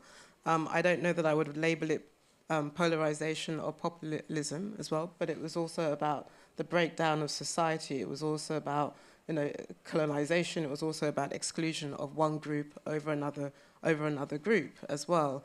Fast forward, when you look at what happened in Sudan, you look at what's happening in the DRC, you look at what happened in Kenya at the end of its 2008 elections. This was driven, again, by hate speech, by the fact that one side lost out in the election, and there were no mechanisms in which to pull back the violence. As we talk now, we're seeing a spiraling effect in Cameroon as well. So I don't know what labels we would attach to these, but certainly if I was looking at sort of various indicators, as you spoke about, that leads to violence, it is that sense of winner takes all, of being excluded, of not being able to have a piece of the pie, when the piece of the pie is cut in such a way that a bigger proportion of the pie goes to a small elite that feel that they have the right, only they have the right to be at the table to guide and navigate the future of a society. When the trust of institutions breaks down, these are the ingredients for us that inevitably lead to some kind of sectarianism, some kind of militancy, some kind of insurgency, and eventually some kind of civil war. You add that onto what other forces are doing on the outside, whether they backing one side or another. These are the sources. So over time, we adopt different languages, different narratives to describe that, oh, it's polarization, oh, it's populism. But it's also about society, and it's about the breakdown of fundamental facts in society that pit one source against another. And then you add social media, AI, whatever, and these become the mechanisms in which you can further sow seeds of disunity into society, either within that society or afar. Give you another good example, Ethiopia. We saw, by the way, outsiders, diaspora, communities, perpetuating their own version of polarizing narrative to sow seeds into already a complicated picture. You look at Myanmar, where the military junta as well captured, one of the important social media platforms and used it as a progenitor of violence. So again, I say that the worst kind of violence that we've seen for the last 30 years, the Arab Spring, another perfect example.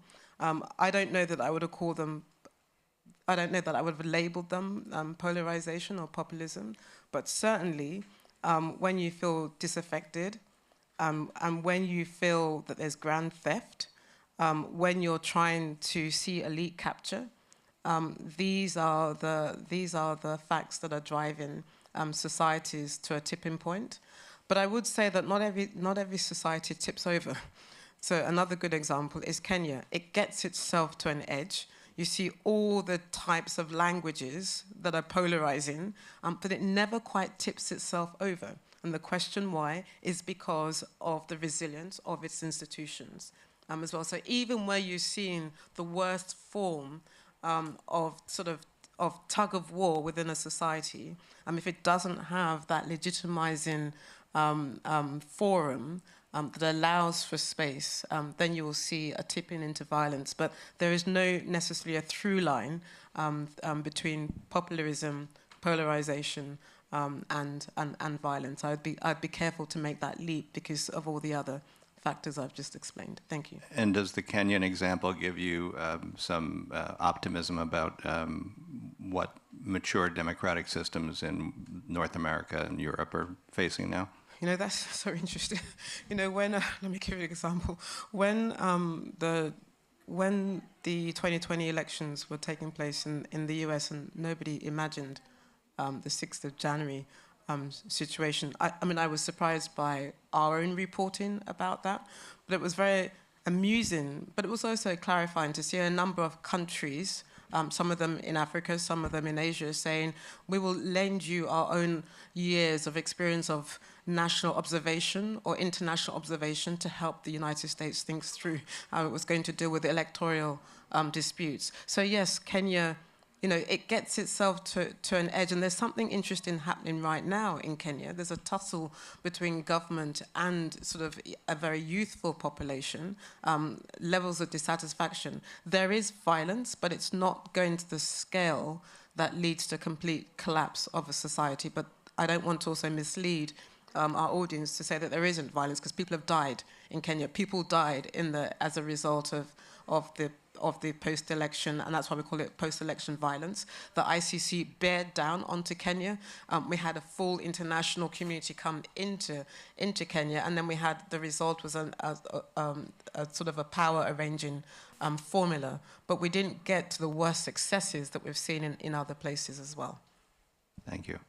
So let's, Arantxa, let's turn to you, if we may, and pull the lens out a bit, from the conversation we've been having so far about polarization and populism, or whatever you want to call it, and its discontents, and to look as those phenomena are increasingly prevalent in the United States, in places like Britain, France, Italy, elsewhere, and with authoritarian also more muscular in many of those places, as well as well-established in places like Turkey and Hungary, El Salvador, elsewhere. What can we identify, or what can we say about a common thread that unites, or the common characteristics of these places, at the risk of overgeneralization, in terms of their approach to foreign policy? Because one of the things we want to explore in this conversation is how this phenomenon challenges the international order, which certainly seems under threat in a way that unlike any threat it's faced since the end of the Second World War. So what can you discern as a scholar and as a former foreign minister about what's happening in terms of the foreign policy of these forces propel? Thank you very much, Daniel. And I like to think of this as maybe not using the word polarization, but rather radical disconnect. Because what we are seeing is a radical disconnect at the individual level, at the community level, and also at the state level, at the nation-state level. So at the individual level is pretty clear. We've heard this. It's very much exclusionary identities on which we are seeing this disconnect being built. At the community level, we are seeing this with social fragmentation, but we are also seeing this at the national level. And if you wish, the common elements that I see appearing is first this idea that is we and then the others. And these others are not very desirable. And these others are those that we have to keep far away. These are challenging us. These are challenging our social cohesion. They are challenging our identity. So it's we and it's the others, right? We see this very clearly in the debates about migration, in the debates about refugees, in dehumanization of the other. The second thing that we're seeing is this preference for power over law. And that's a big challenge for the international order, because it's an order, because there is some form of law that these same actors, nation states, have agreed to respect. And what we are seeing more and more is this respect for the law in the name of defending national interests. So back to power relations as opposed to rules-based relations. The third element that I see is transactionalism over systemic investments. So it's all a matter of how can I buy this problem, how can I buy this solution, how can I buy this country, what's the price? And there is always a price. Over investing in systems, which is what have allowed us to deal with, for example, global public goods, where it's systemic action that would get us to solutions. And the fourth element that I see in this foreign policy is this idea that there is a contradiction between sovereignty and solidarity. And this constant reinforcement about sovereignty. And to me now, sitting in academia is a very interesting conversation, because the international system, the international order, was always an order built by sovereigns. It's not that the actors were others than sovereigns, right? But it's almost like renouncing to what the sovereigns agreed to do, which is build a form of management for their interdependence that we now see challenged with this notion that solidarity is antagonistic with sovereignty. And these are big, big challenges to having some form of order. In reality, it's very difficult to have a form of order, which is why we are seeing this order now failing in many areas, or weakening in some areas. And then what we are seeing emerging is more coalitions of countries, coalitions of actors.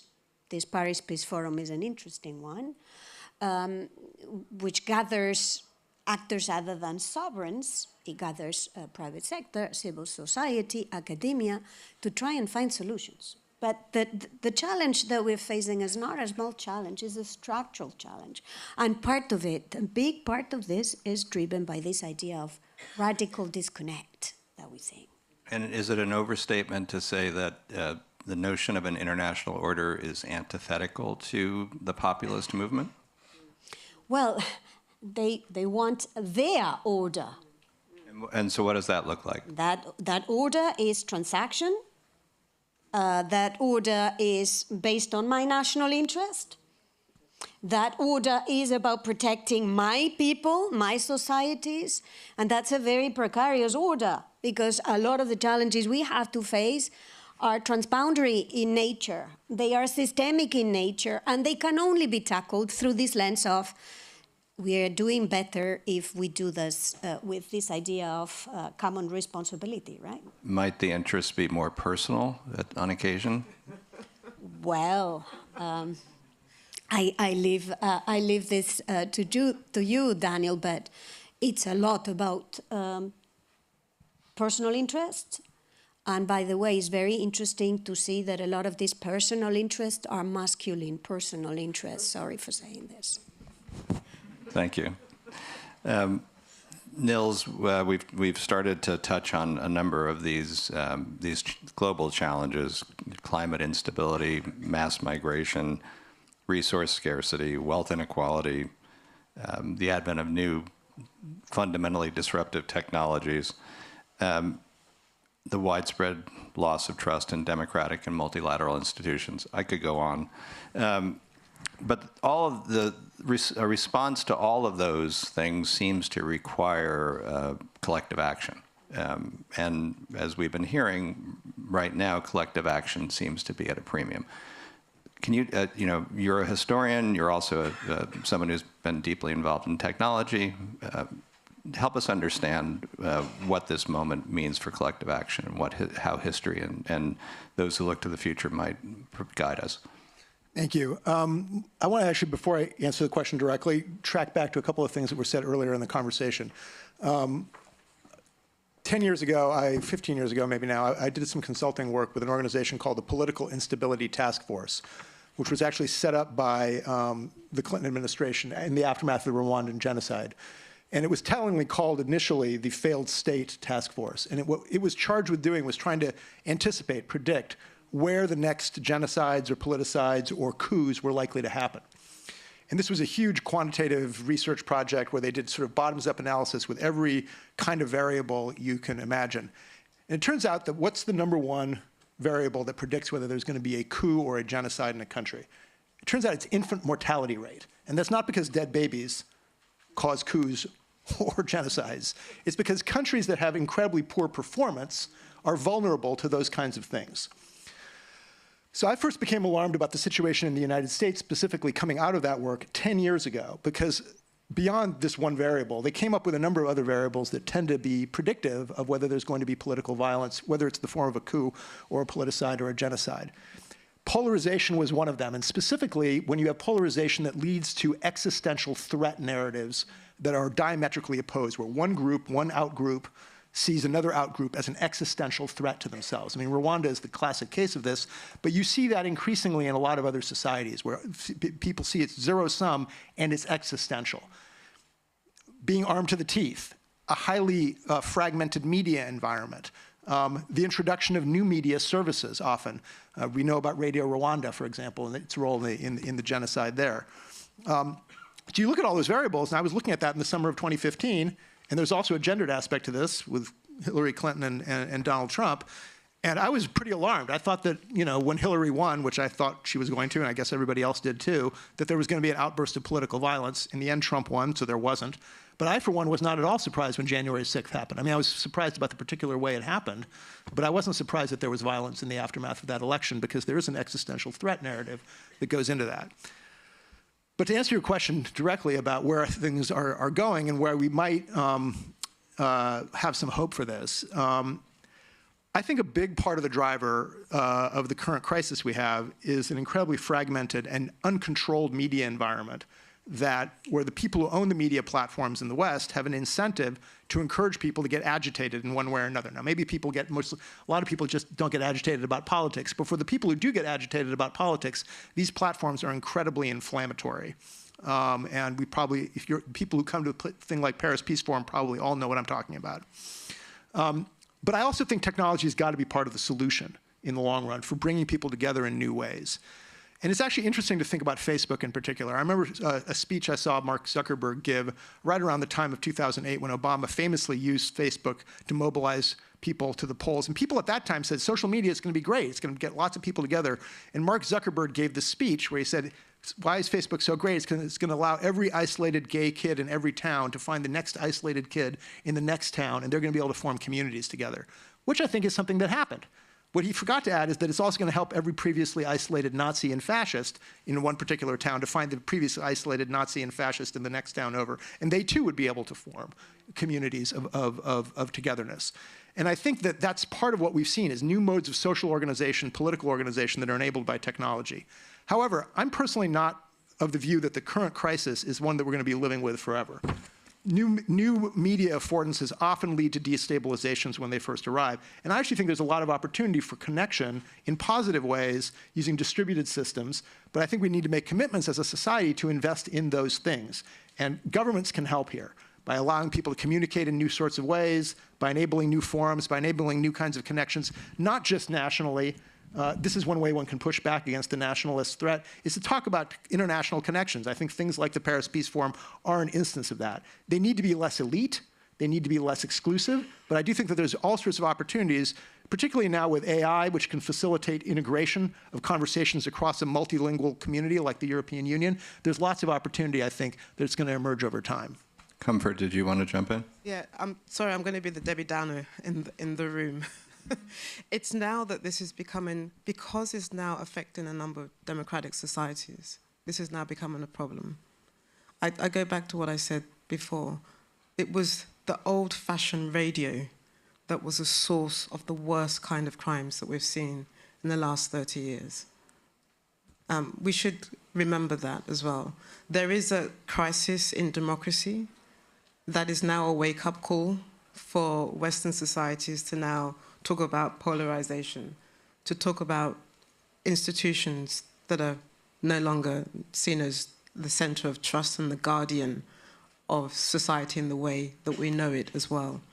But when you look at what's happening, for example, today in Cameroon, or if you look at what's happening in Nigeria today, or if you look at what's happening in Myanmar today, if you look at, I mean, these have always been there.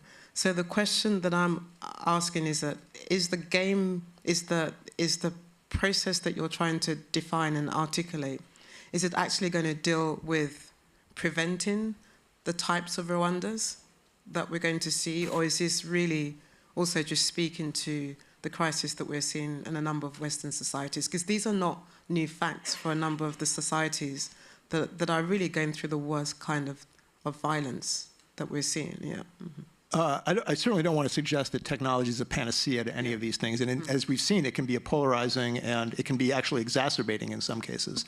I do think that, there's been a narrative in the West for a long time that the West represents the future of the South or whatever. I actually think it's the other way around to a large extent now, that the kinds of crises we're seeing in the South, obviously everyone is particular. I mean, the situation is different in Myanmar, is different in Kenya, is different in Rwanda, is different in the United States. But the kinds of polarizations and the kinds of ways in which technologies have been disruptive of solidarities in post-colonial societies, I think that chicken is coming home to roost in a large part of the West now. So I basically agree with you, unfortunately. I want to give one example from the context you referenced earlier, Kenya, and then another one from my own country, the United States, and just to reflect a little bit both Global South and Global North and pull out of them some common elements. Less than a year ago, I was in coastal Kenya, just outside of Mombasa. I met a Pentecostal minister who'd been, for a couple of decades, a really key participant in a multi-faith coalition that has become one of the more powerful interfaith coalitions along the Swahili coast. And I asked him how he got involved in it, and he said, well, let me tell you a story. He said, it was 1999. It was one of the periods of the worst intercommunal violence, and I was invited to a meeting with Muslim leaders, and I was so furious, I almost didn't go. But I decided to go. And he said, I opened the meeting by saying to them, if one more church is burned down, I'm going to have 5 mosques burned down. And as he was retelling this story to me, he leaned in and he said, and let me tell you something, I could have done it. There are a lot of people here who listen to me. And then he said he had to sit there and listen to the Muslim leaders across the table talk about the discrimination and the injustice they were facing. They couldn't agree on anything that day in 1999, except one agreement they came to, which was that they were going to do everything they could to prevent members of their own communities from committing atrocities against the other side.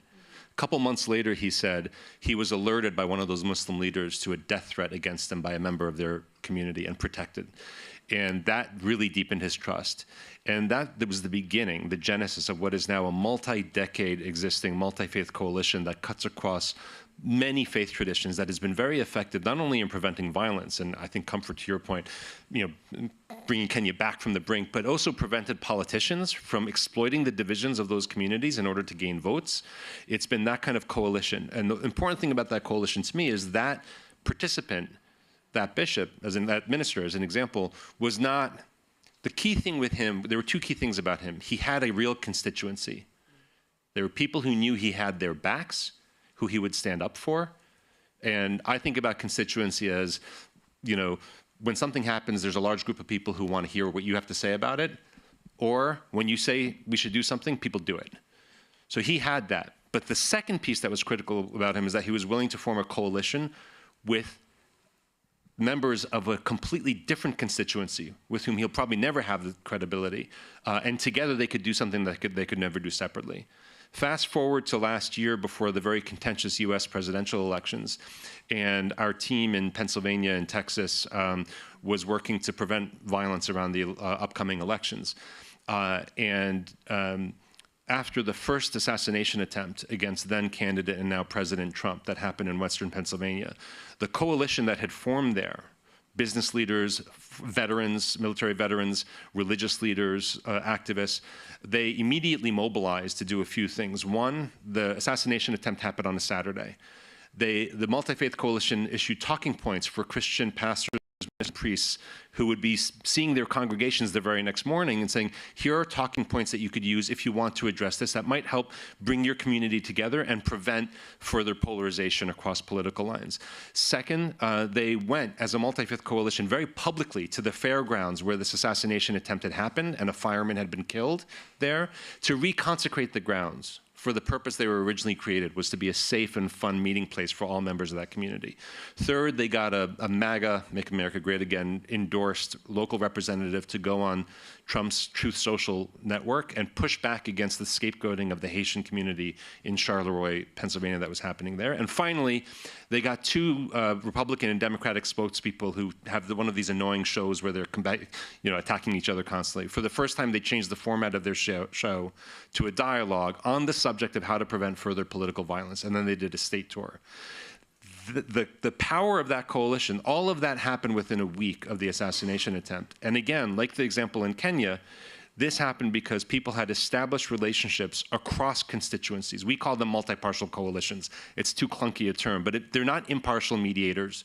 They're not distant arbitrators. They are of the communities. They're seen as credible by the members of those communities, but they have unparalleled access, convening power, credibility, and mobilization capacity when they do it through collective action. And I think that is the kind of example, and the last thing I would say on this that's been very heartening for me as an American is seeing for the first time over these last several years, the number of Americans who are actually willing to look and learn from other societies. That work in Pennsylvania literally came directly off of the most engaging consultation that team had with anyone, which was our Sri Lanka team, who talked to them at a very practical level. What do you do heading up to contentious election? What do you do when somebody denies the results and their members rally? What do you do when somebody shows up with a gun at a polling center? What do you do when misinformation spreads the night before elections open? All of this. And they used some of those very tactics in response to that assassination attempt. Arantxa? Yeah, I mean, I wanted to say that polarization or radical disconnect is not programmed into human nature. It's a construct. So the question here is, how do you deconstruct? Or how you prevent it from being constructed? And I see three things that we are not doing enough of, but of which we have great examples. One is people talking with people. Citizens talking to citizens without the intermediation of politicians, without the intermediation of the media, without the intermediation of social media, is going back to what we know to do, which is talk to each other. You know, I always tell my students in Sciences Po that it's easier to get to an agreement than to agree to disagree. We have forgotten how to agree to disagree, and that we have to build. The second is obviously a lot of this polarization thrive on root causes that we need to fix. Economic and social anxieties, individual anxieties, racial anxieties, religious anxieties, all of this needs to be treated. Third, leadership. And let me now mention two men, because there is also good men that have been doing this very effectively. I want to think of Nelson Mandela coming out of the horrendous individual situation he faced to be an assembler, to be one that would put people to talk to people. And I want to think of Juan Manuel Santos in Colombia, someone that did this, convinced people that it was better to accept the old terrorists back into society, because that's how you build resilient societies. So, you know, let's not take this as, you know, some form of genetically included in our DNA that we cannot get rid of. We can't get rid of it because we've constructed it. Niels? Let me just build on that, because I think this is a really good point. I think one of the things that we should just name is that the institutional trust decline that you were talking about has been pervasive, and it's been going on for 60 years. If you look at I know these data best for the United States, but I've seen similar data for Europe and other parts of the world. Almost in most of the developed world, the old industrial core, every single institution in society has been in decline in terms of how it polls, in terms of how much people trust them. And I think a lot of that has to do with the fact that there's a performance problem. I mean, this is why people just feel like their institutions are not working for them anymore for the kinds of promises that they were given, you know, as children, by their schools, by their parents, by their political leaders. We need to improve performance. And I think part of what's going on right now in terms of the crisis of liberalism is liberalism has gotten too caught up in a purely proceduralist approach to things. It's like, we got to have people just, you know, we have to have every process be included. One of the things that the far right everywhere has a huge advantage of is they say, look, things are broken. Everybody knows things are broken, and these guys just want to have more meetings. We're going to do stuff. We're going to do stuff, do stuff, do stuff, do stuff. And a lot of times the things they want to do won't solve the problem, or maybe even will make the problem worse, but at least they seem like men of action, and they're almost all men. They seem like men of action, and that's extremely appealing to people. Is they feel like, you know, instead of having another, you know, confab where we have people talk to each other and we make decisions, and, you know, we're going to have a long multilateral process for dealing with climate change. somebody just wants to do solar radiation management, they're just going to do it. Now, I don't approve of that. Let me be clear, that particular example. But if we really believe, as somebody said at a meeting I went to earlier this week at Sciences Po, that climate change is an existential crisis, then they can't turn around, as they did, the next 5 minutes later and say, we need to have a multilateral inclusive process that makes sure that every country from the Maldives to China gets an equal voice in the process. No, if it's an existential crisis, you have to have action. And I think that liberals have ceded the ground of action to the populist movements, particularly of the far right, and that really needs to change. Humphrey, did you want to respond to that with microphone? We may take the conversation elsewhere. The only thing I will say is that the people who think they are left behind now, under the fire, will still be left far behind. So we've got to be careful that the protectionism, the nationalism, that America firsters, the isolationist, it's true that liberalism has gotten a lot wrong, but deregulation will not fix the problem. This notion that the norms are so bad that they don't change your daily life, we shouldn't allow that narrative to sort of beat down all that we think is wrong. I mean, I agree with you, but I think we should just be careful in how we position it. Let me just say one thing about that, because I agree with you that there's a narrative. Right. And there's certainly a narrative that motivated actors have put forward about the poverty and the ineffectiveness of the institutions. And they use that as an excuse to tear down the institutions rather than improve the institutions. It's like using a guillotine to deal with a migraine. And that's not a good solution. So I'm not trying to endorse that at all. But I do think that, we see too many societies where, and by the way, when you're in power, it's very difficult because even the people in political power only control a small percentage of the total causality of the systems that they're operating in, right? No matter how powerful they are. The Biden and Harris campaigns last year in the United States just tried to tell people, oh, the economy is not that bad. Look, it's growing. And everybody looks at their daily experience, their individual experience, and it just doesn't correspond. By the way, the Trump people are trying to do the same now. They say, oh, the economy is going great. And everybody who's been, I don't know how many of you have been to the United States recently, but if you go there, there's a lot of inflation, and there's, young people can't get jobs in ways that would be very familiar in Europe. There is a crisis. And just trying to tell people that things are not okay, at some point you can't dominate those narratives. You actually have to solve the problems. And we need action around that. And I think that if the people who are pro-democracy and pro-rules-based orders want to win, they need to just get their throughput legitimacy to work much more effectively. So I'm going to take the moderator's prerogative here, and I think we're going to hold off on questions because this conversation has been so rich, and I want to ask everybody to address one final point, but I would encourage you to ambush everybody here in the hallways outside and ask them questions directly, because I know they'll be more than happy to speak. One of the themes that's come up repeatedly has been the idea of addressing underlying issues which are propelling populism and polarization. But obviously we don't live in a world where we have the luxury of getting our internal houses in order while we continue to operate on the global stage.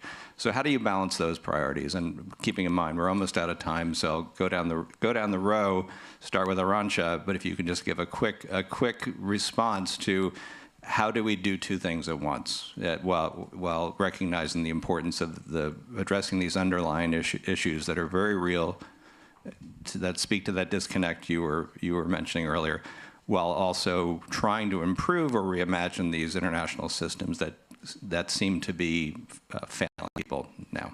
Yeah, it's not like these are two different worlds. It's not that the national is separated from the international. You can do a lot of good stuff at the national level that is going to help build more cooperative solutions at the international level. If you decide to decarbonate your economy at the national level, it's going to contribute to decarbonating the economy at the global level, right?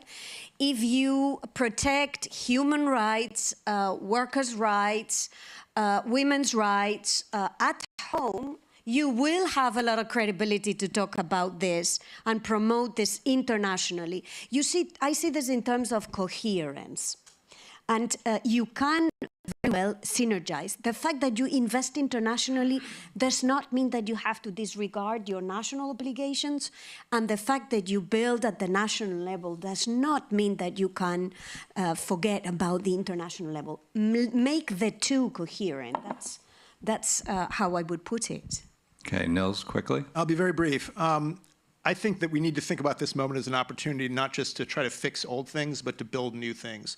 And specifically, we need a new set of post-international institutions that are capable of dealing with challenges which are not just about the national interest, but are about the planetary interest. And particularly, I'm thinking of things like climate change, space junk, oceanic plastics, the nitrogen cycle. None of these things exist in a purely national context, and the current international forums we have are all about allowing competing national interests to hash it out, and they're incapable of dealing with this. So we need a new post-international set of institutions to deal with these planetary challenges. Two things for me. I think one of the big lessons is that in the effort of including other people, don't exclude the other. To your first point, Arantxa, I think that is the lesson, whichever conflict or societal tensions that you're looking at as well. And also to speak to your point, there are so many institutions out there that are crumbling on the wayside as well. And when you got that dialogue between between two communities that are fraying, I think we've got to start thinking about how we use various community leaders, not necessarily state leaders. There are other actors who are capable of helping to think through how you do compromise and how you do a more pragmatic approach to bringing societies together. You can't deal with that at the domestic level. There's no chance that you can help fix whatever is wrong with the international rules-based order today. Thank you. Shamil, last quick word. Double down. You can't reform a global governance system when every level of governance under that is collapsing. We get the faults that are exacerbated at the local. So there's no contradiction between moving at these levels, but we cannot faster. We have to accelerate the emergence of a different kind of leadership, the kind of leadership that believes entirely in coalition building, that understands how to turn conflict into cooperation, that understands how to navigate through polarization. And I'll just say one thing on this leadership thing, that it's always going to be easier to mobilize people around fear and hatred than around hope and opportunity. Ask any fundraiser, ask any politician. It's just easier. And the social media platforms feed that because they're making money off of engagement.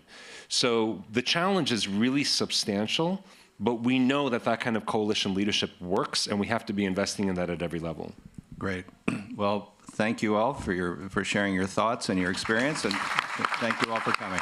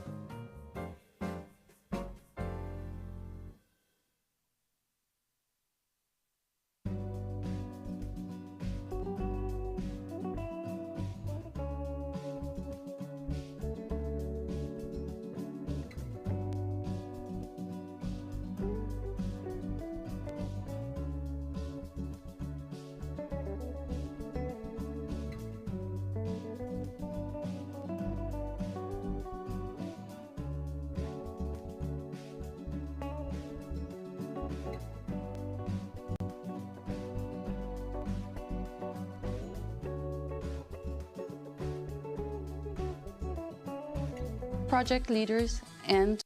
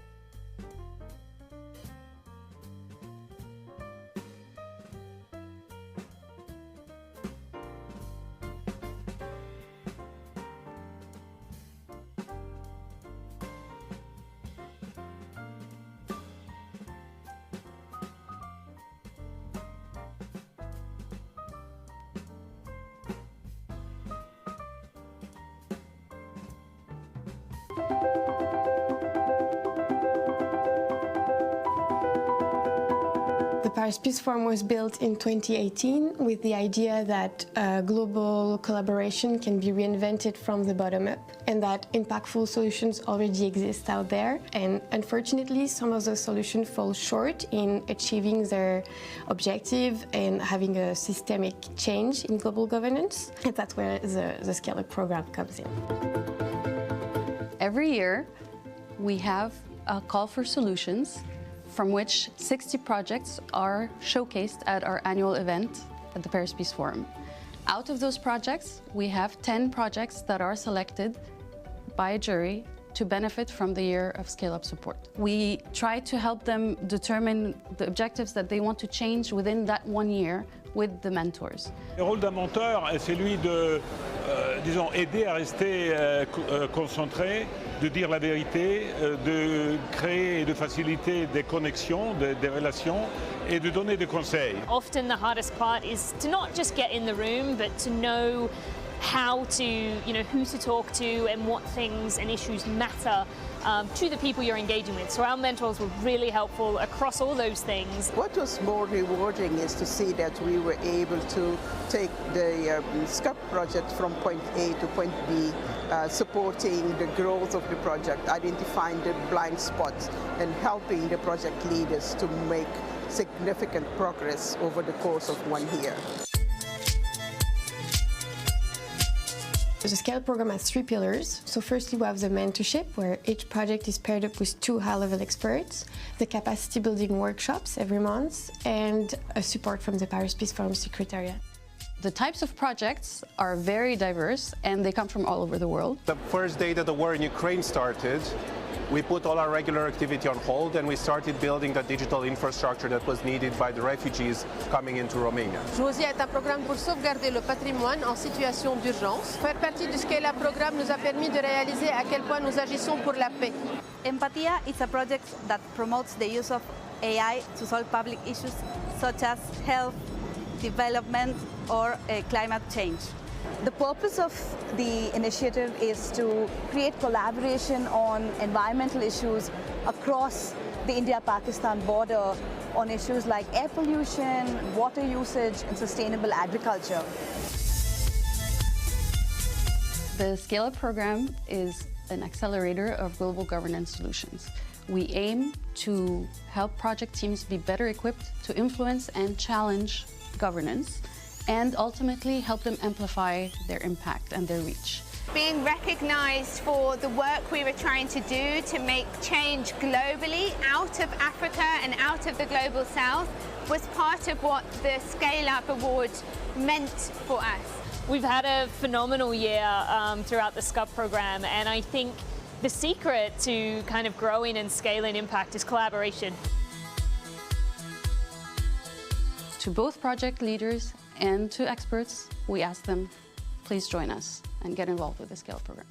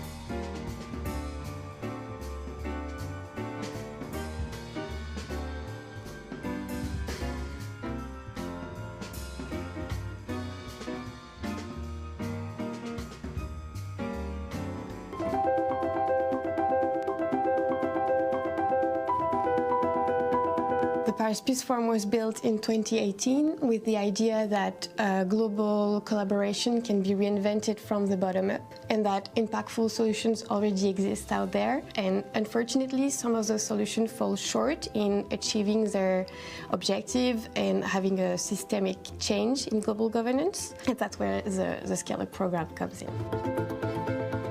Every year, we have a call for solutions from which 60 projects are showcased at our annual event at the Paris Peace Forum. Out of those projects, we have 10 projects that are selected by a jury to benefit from the year of Scale Up support. We try to help them determine the objectives that they want to change within that 1 year with the mentors. Le rôle d'un mentor est celui de, disons, aider à rester concentré, de dire la vérité, de créer et de faciliter des connexions, des relations et de donner des conseils. Often the hardest part is to not just get in the room, but to know how to, who to talk to and what things and issues matter to the people you're engaging with. So our mentors were really helpful across all those things. What was more rewarding is to see that we were able to take the SCUP project from point A to point B, supporting the growth of the project, identifying the blind spots, and helping the project leaders to make significant progress over the course of 1 year. The Scale program has 3 pillars. So firstly, we have the mentorship, where each project is paired up with 2 high-level experts, the capacity building workshops every month, and a support from the Paris Peace Forum Secretariat. The types of projects are very diverse, and they come from all over the world. The first day that the war in Ukraine started, we put all our regular activity on hold and we started building the digital infrastructure that was needed by the refugees coming into Romania. Josia est un programme pour sauvegarder le patrimoine en situation d'urgence. Faire partie du Scale Up programme nous a permis de réaliser à quel point nous agissons pour la paix.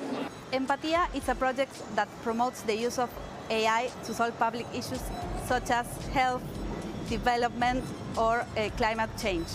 The purpose of the initiative is to create collaboration on environmental issues across the India-Pakistan border on issues like air pollution, water usage, and sustainable agriculture. The Scale Up program is an accelerator of global governance solutions. We aim to help project teams be better equipped to influence and challenge governance, and ultimately help them amplify their impact and their reach. Being recognised for the work we were trying to do to make change globally out of Africa and out of the global south was part of what the Scale Up Award meant for us. We've had a phenomenal year throughout the SCUP program, and I think the secret to kind of growing and scaling impact is collaboration. To both project leaders and to experts, we ask them, please join us and get involved with the Scale program.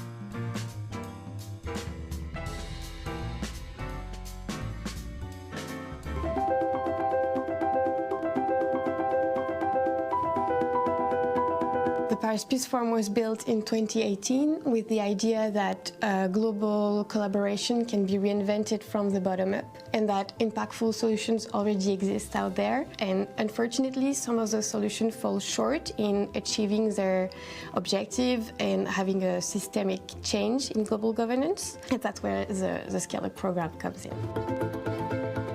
Every year, we have a call for solutions from which 60 projects are showcased at our annual event at the Paris Peace Forum. Out of those projects, we have 10 projects that are selected by a jury to benefit from the year of Scale Up support. We try to help them determine the objectives that they want to change within that 1 year with the mentors. Le rôle d'un mentor est celui de, disons, aider à rester concentré, de dire la vérité, de créer et de faciliter des connexions, des relations et de donner des conseils. Often the hardest part is to not just get in the room, but to know how to, who to talk to and what things and issues matter to the people you're engaging with. So our mentors were really helpful across all those things. What was more rewarding is to see that we were able to take the SCUP project from point A to point B, supporting the growth of the project, identifying the blind spots and helping the project leaders to make significant progress over the course of 1 year. The Scale program has 3 pillars. So firstly, we have the mentorship, where each project is paired up with 2 high-level experts, the capacity building workshops every month, and a support from the Paris Peace Forum Secretariat.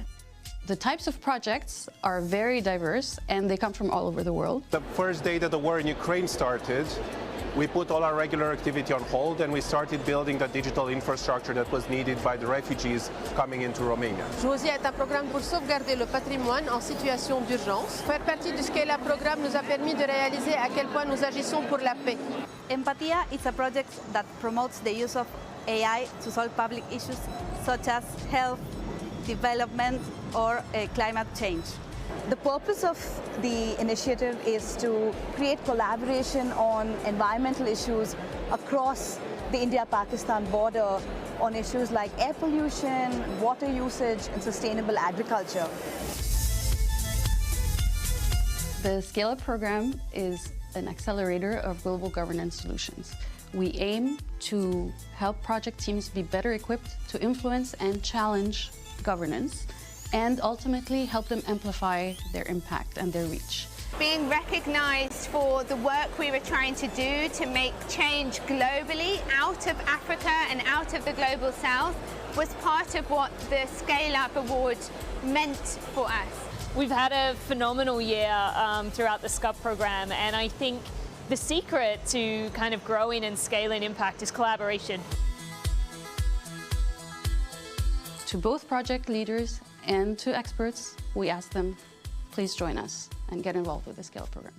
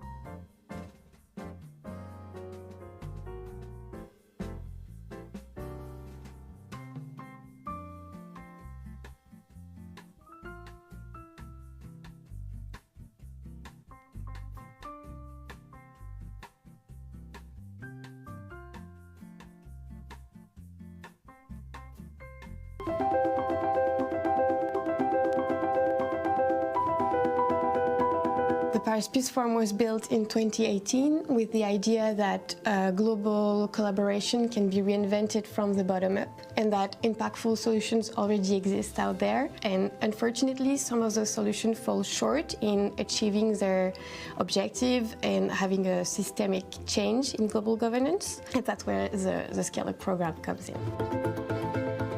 Every year, we have a call for solutions from which 60 projects are showcased at our annual event at the Paris Peace Forum. Out of those projects, we have 10 projects that are selected by a jury to benefit from the year of Scale Up support. We try to help them determine the objectives that they want to change within that 1 year with the mentors. Le rôle d'un mentor est celui de, disons, aider à rester concentré, de dire la vérité, de créer et de faciliter des connexions, des relations et de donner des conseils. Often the hardest part is to not just get in the room, but to know how to, who to talk to and what things and issues matter to the people you're engaging with. So our mentors were really helpful across all those things. What was more rewarding is to see that we were able to take the SCUP project from point A to point B, supporting the growth of the project, identifying the blind spots and helping the project leaders to make significant progress over the course of 1 year. The Scale program has 3 pillars. So firstly, we have the mentorship, where each project is paired up with 2 high-level experts, the capacity building workshops every month, and a support from the Paris Peace Forum Secretariat. The types of projects are very diverse and they come from all over the world. The first day that the war in Ukraine started, we put all our regular activity on hold and we started building the digital infrastructure that was needed by the refugees coming into Romania. Josia est un programme pour sauvegarder le patrimoine en situation d'urgence. Faire partie du Scale Up programme nous a permis de réaliser à quel point nous agissons pour la paix. Empatia is a project that promotes the use of AI to solve public issues such as health, development, or climate change. The purpose of the initiative is to create collaboration on environmental issues across the India-Pakistan border on issues like air pollution, water usage, and sustainable agriculture. The Scale Up program is an accelerator of global governance solutions. We aim to help project teams be better equipped to influence and challenge governance, and help them amplify their impact and their reach. Being recognised for the work we were trying to do to make change globally out of Africa and out of the global south was part of what the Scale Up Award meant for us. We've had a phenomenal year throughout the SCUP program, and I think the secret to kind of growing and scaling impact is collaboration. To both project leaders and to experts, we ask them, please join us and get involved with the Scale program.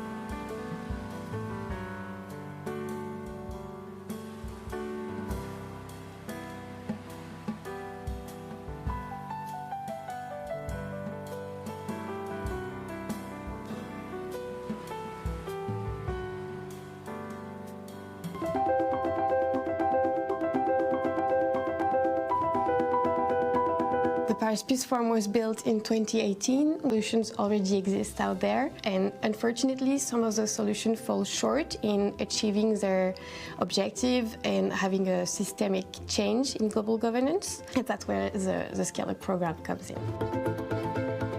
Every year, we have a call for solutions from which 60 projects are showcased at our annual event at the Paris Peace Forum. Out of those projects, we have 10 projects that are selected by a jury to benefit from the year of Scale Up support. We try to help them determine the objectives that they want to change within that 1 year with the mentors. Le rôle d'un mentor est celui de, disons, aider à rester concentré, de dire la vérité, de créer et de faciliter des connexions, des relations, et de donner des conseils. Often the hardest part is to not just get in the room, but to know how to, who to talk to and what things and issues matter to the people you're engaging with. So our mentors were really helpful across all those things. What was more rewarding is to see that we were able to take the SCUP project from point A to point B, supporting the growth of the project, identifying the blind spots, and helping the project leaders to make significant progress over the course of 1 year.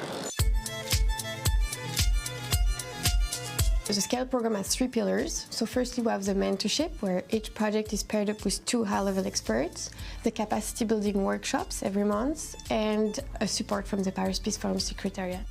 The types of projects are very diverse, and they come from all over the world. The first day that the war in Ukraine started, we put all our regular activity on hold and we started building the digital infrastructure that was needed by the refugees coming into Romania. Josia est un programme pour sauvegarder le patrimoine en situation d'urgence. Faire partie du Scale Up programme nous a permis de réaliser à quel point nous agissons pour la paix.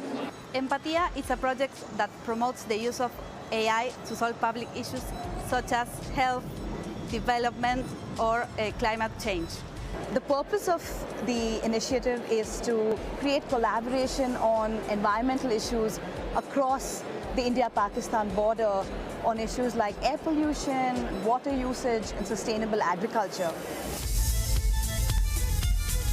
The Scale Up program is an accelerator of global governance solutions. We aim to help project teams be better equipped to influence and challenge governance, and ultimately help them amplify their impact and their reach. Being recognised for the work we were trying to do to make change globally out of Africa and out of the global south was part of what the Scale Up Award meant for us. We've had a phenomenal year throughout the SCUP program, and I think the secret to kind of growing and scaling impact is collaboration. To both project leaders and to experts, we ask them, please join us and get involved with the Scale Up program.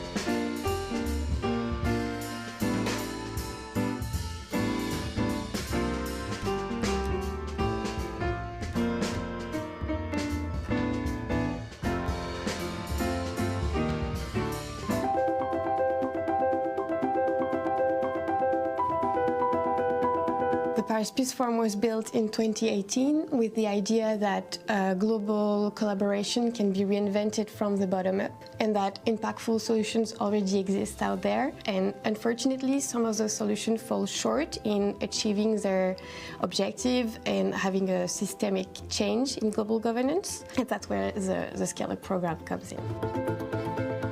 Every year, we have a call for solutions from which 60 projects are showcased at our annual event at the Paris Peace Forum.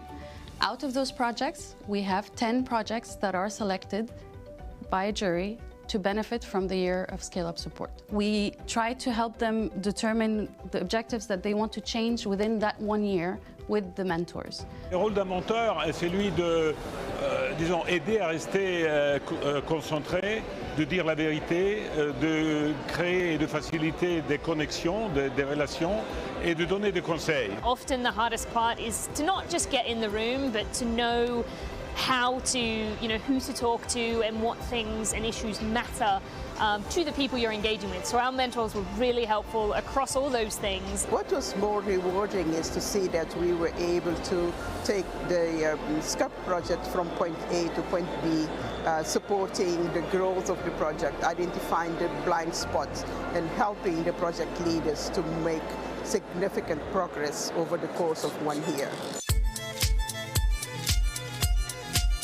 The Scale program has 3 pillars. So firstly, we have the mentorship, where each project is paired up with 2 high-level experts, the capacity building workshops every month, and a support from the Paris Peace Forum Secretariat. The types of projects are very diverse and they come from all over the world. The first day that the war in Ukraine started, we put all our regular activity on hold and we started building the digital infrastructure that was needed by the refugees coming into Romania. Josia est un programme pour sauvegarder le patrimoine en situation d'urgence. Faire partie du Scale Up programme nous a permis de réaliser à quel point nous agissons pour la paix. Empatia is a project that promotes the use of AI to solve public issues such as health, development, or climate change. The purpose of the initiative is to create collaboration on environmental issues across the India-Pakistan border on issues like air pollution, water usage, and sustainable agriculture. The Scale Up program is an accelerator of global governance solutions. We aim to help project teams be better equipped to influence and challenge governance, and ultimately help them amplify their impact and their reach. Being recognised for the work we were trying to do to make change globally out of Africa and out of the global south was part of what the Scale Up Award meant for us. We've had a phenomenal year throughout the SCUP program, and I think the secret to kind of growing and scaling impact is collaboration. To both project leaders and to experts, we ask them, please join us and get involved with the Scale Up program.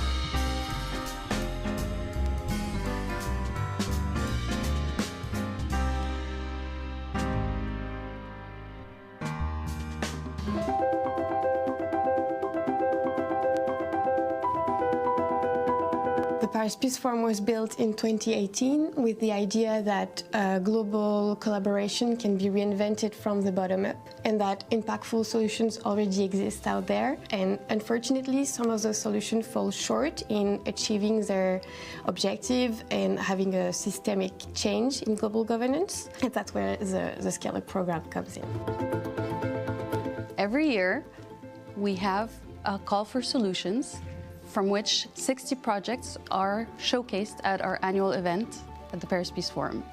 Out of those projects, we have 10 projects that are selected by a jury to benefit from the year of Scale Up support. We try to help them determine the objectives that they want to change within that 1 year with the mentors. Le rôle d'un mentor est celui de, disons, aider à rester concentré, de dire la vérité, de créer et de faciliter des connexions, des relations et de donner des conseils. Often the hardest part is to not just get in the room, but to know how to, who to talk to and what things and issues matter to the people you're engaging with. So our mentors were really helpful across all those things. What was more rewarding is to see that we were able to take the SCUP project from point A to point B, supporting the growth of the project, identifying the blind spots and helping the project leaders to make significant progress over the course of 1 year.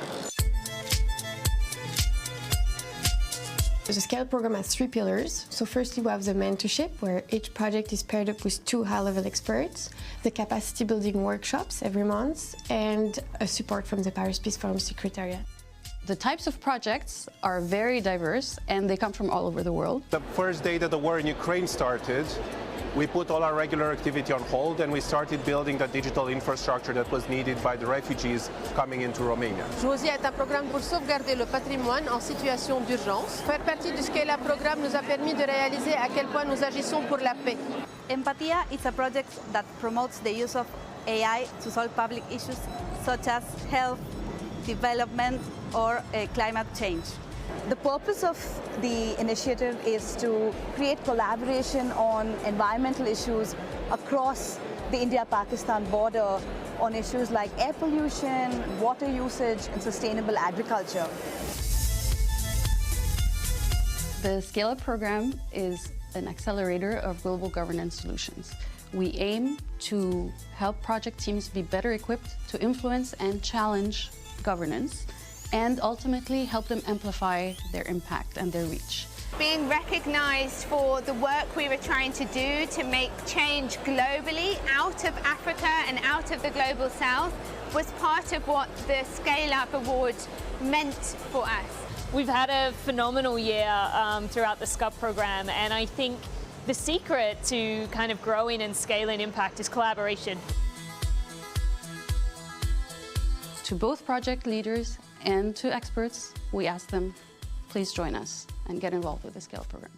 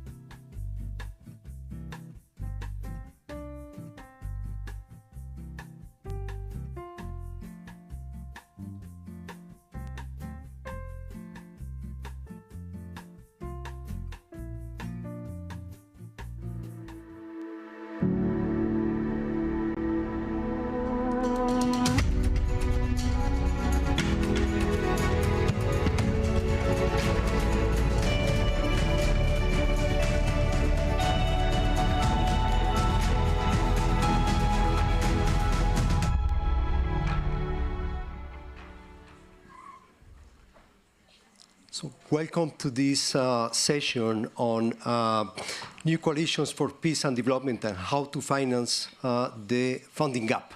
So this is an easy question that we have for the panelists, and happy to be with you. My name is Sebastián Nieto. I'm the head of the Regional Development Dynamics at the OECD Development Center. And before giving the floor to the speakers, let me highlight that this is a crucial question that we have today, because we are confronting a decrease in terms of the ODA in the world. When we look at what happened last year in 2024, we observe a decrease of the ODA around 9%. And for this year, the projections are showing that we are going to have a decrease even higher, close to 15%. So in terms of the ODA, we are observing this decrease. In addition to that, we have fiscal constraints. We have the debt service over taxes, for instance, that's increasing not only in OECD economies, but also in emerging and developing economies. When we compare what we are spending on debt service compared to education or health, we are observing that this ratio is increasing. So behind this, so a lot of discussions we have this year around how to finance development. We had the Seville commitment. That's a good advancement compared to 10 years ago in terms of the outcome document and the role of new actors, the role of the development banks, the role of the private sector, how to engage with new financial instruments. So that's something that is in the table. And when we talk about coalitions, that's what we have today. We have coalitions in terms of the Seville platform actions, so more than 130 initiatives looking at how to finance this gap that we have today.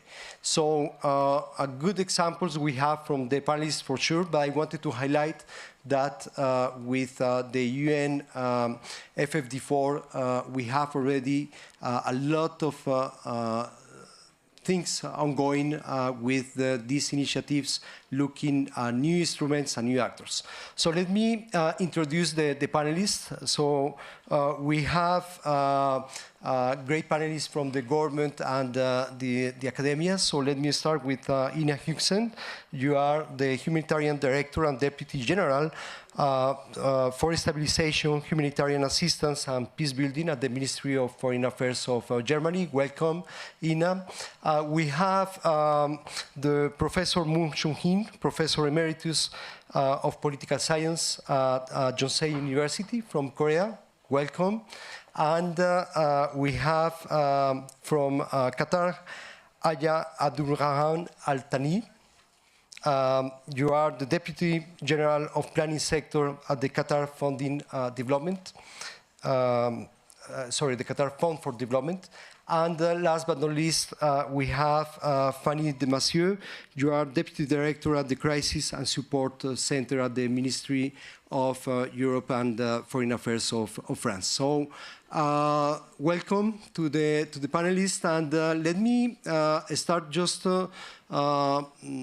asking you your initial remarks to this huge topic that we have in front of us, how to address this funding gap, and at the end of the day, looking at the needs that we have in terms of humanitarian but also development issues that we have today around the world. So Ina, I will start with you. Thank you, Sebastian. It's a pleasure to be here and take part in the discussion.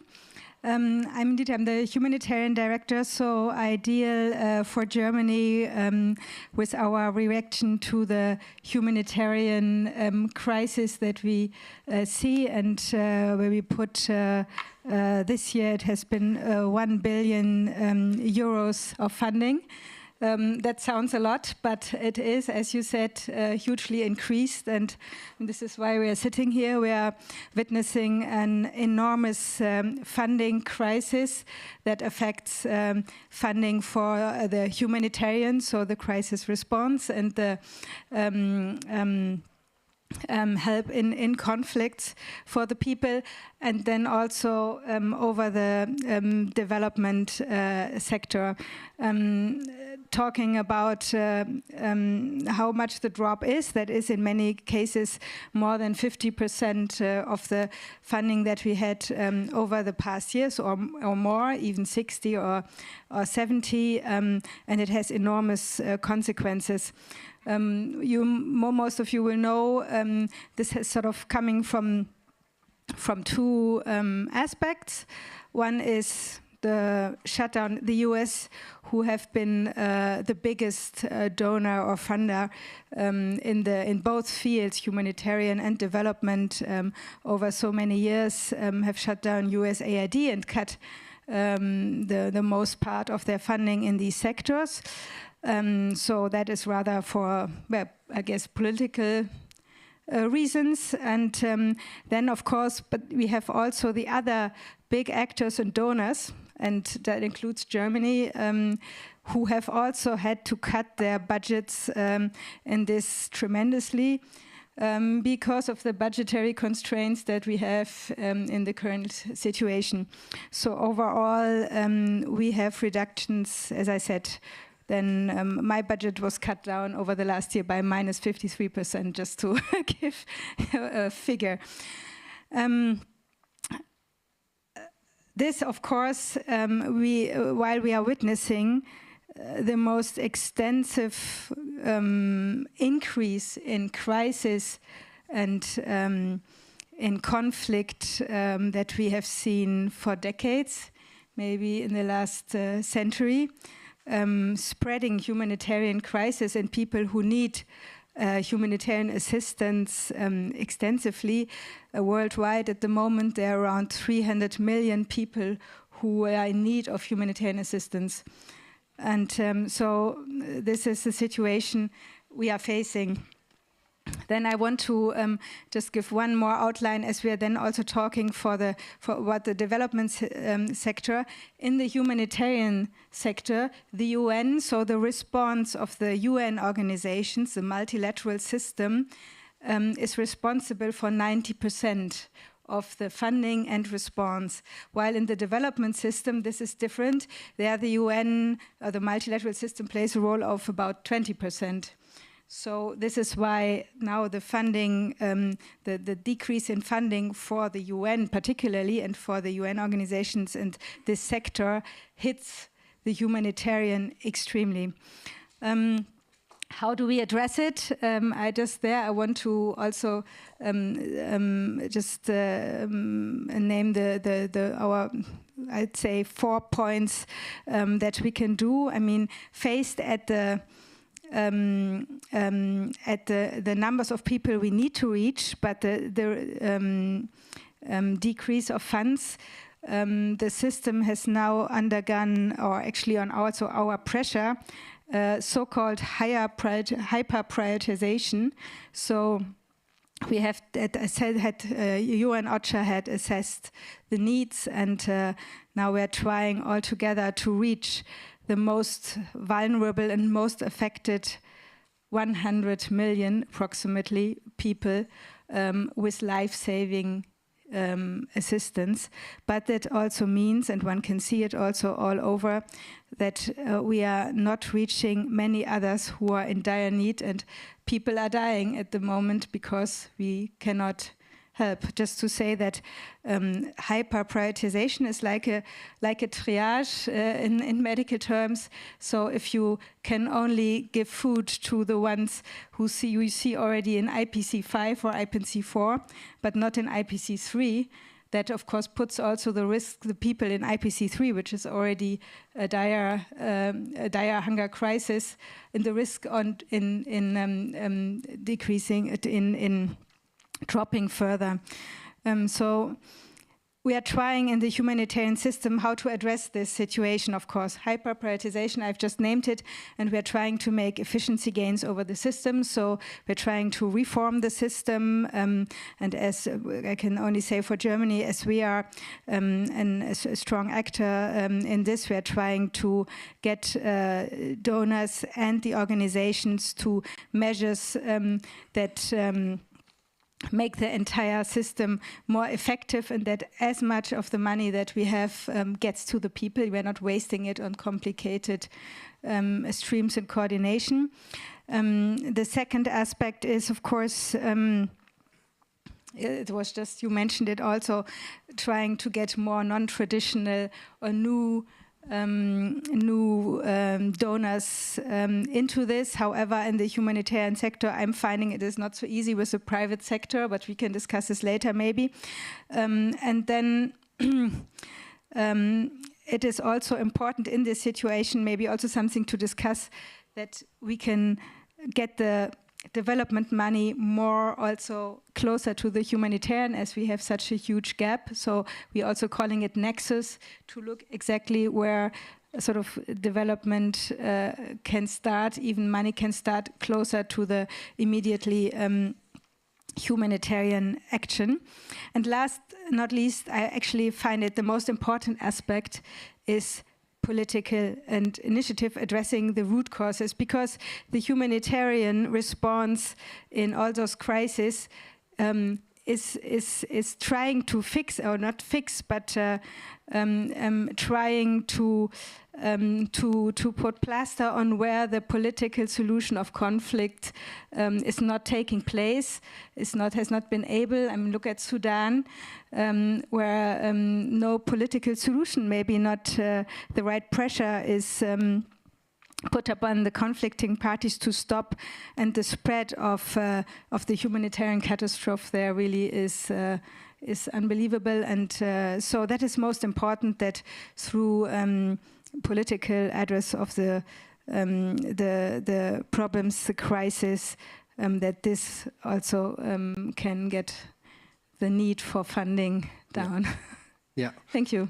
Thank you. Thank you, Ina, for highlighting these unpleasant numbers that we have in terms of the funding gaps, but also in terms of the needs that we need, in particular when we talk about humanitarian needs and the population behind this, and the efforts that Germany is doing on this. Let me now give the floor to Professor In Moon. Yes, I would just tell from the South Korean experiences. As you all know, the South Korea used to be the greatest beneficiary of this humanitarian development assistance. Since 1945, when we got independence, we have gotten about $60 billion of humanitarian and development assistance from all over the world, mostly from the United States. As a result, South Korea became very, very successful. Now we spend about $4 billion every year for ODA alone, and we have some ad hoc humanitarian development assistance. But almost 80% of those $4 billion go to the bilateral, ODAs, and 20% go through the multilateral organizations. But we have a major problem with what I call the Trump shock. The United States wants us to increase our defense burden sharing from current to 2.6% of GDP to 5% of GDP. The major victim will be our foreign ministry, ODA agencies. Therefore, it is easy to slash budget for the foreign ministry. Then the future of our ODA is very gloomy, because there will be further downcut. Therefore, but currently the new government in South Korea thinking about new innovative ideas. How about mobilizing private sector in coming up with humanitarian assistance and development assistance?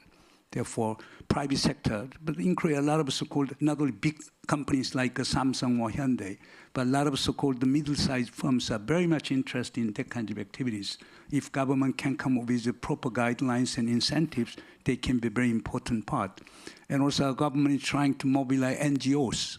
NGOs can participate, and NGO participation will involve the grassroots mobilization in terms of finding some funding for that one. Therefore, in that way, our government is trying to expand the horizon of humanitarian and development assistance. I don't know whether it will work or not, because new government just came into existence 6 months ago, but there is the new way to go. But what I wanted to anticipate is this. We tend to focus this humanitarian assistance, development assistance, and peace building in one basket, but that's too broad. You need to disaggregate those three elements. And second, you got to target those areas and also target specific countries, let's say Darfur, Sudan, whatever. And then you can mobilize domestic resources. And also, international organization can play a very important role. If, for example, Secretary General of the United Nations let us visit Korea and visit that kinds of voluntary in the private sector, and it will be much easier to mobilize funding. Therefore, I would argue that the international organization, the specific country's government, and the private NGOs, they can form this specific coalition for a specific country and specific situation. And that they do not have to come up with the big money, 10 million or $100 million. And they can do very sensible works through that kinds of cooperation. Therefore, I would argue that international, national, local partnership, private and public partnership, those are most important way of innovating the ways to overcome current development gap. I will stop here. Thank you.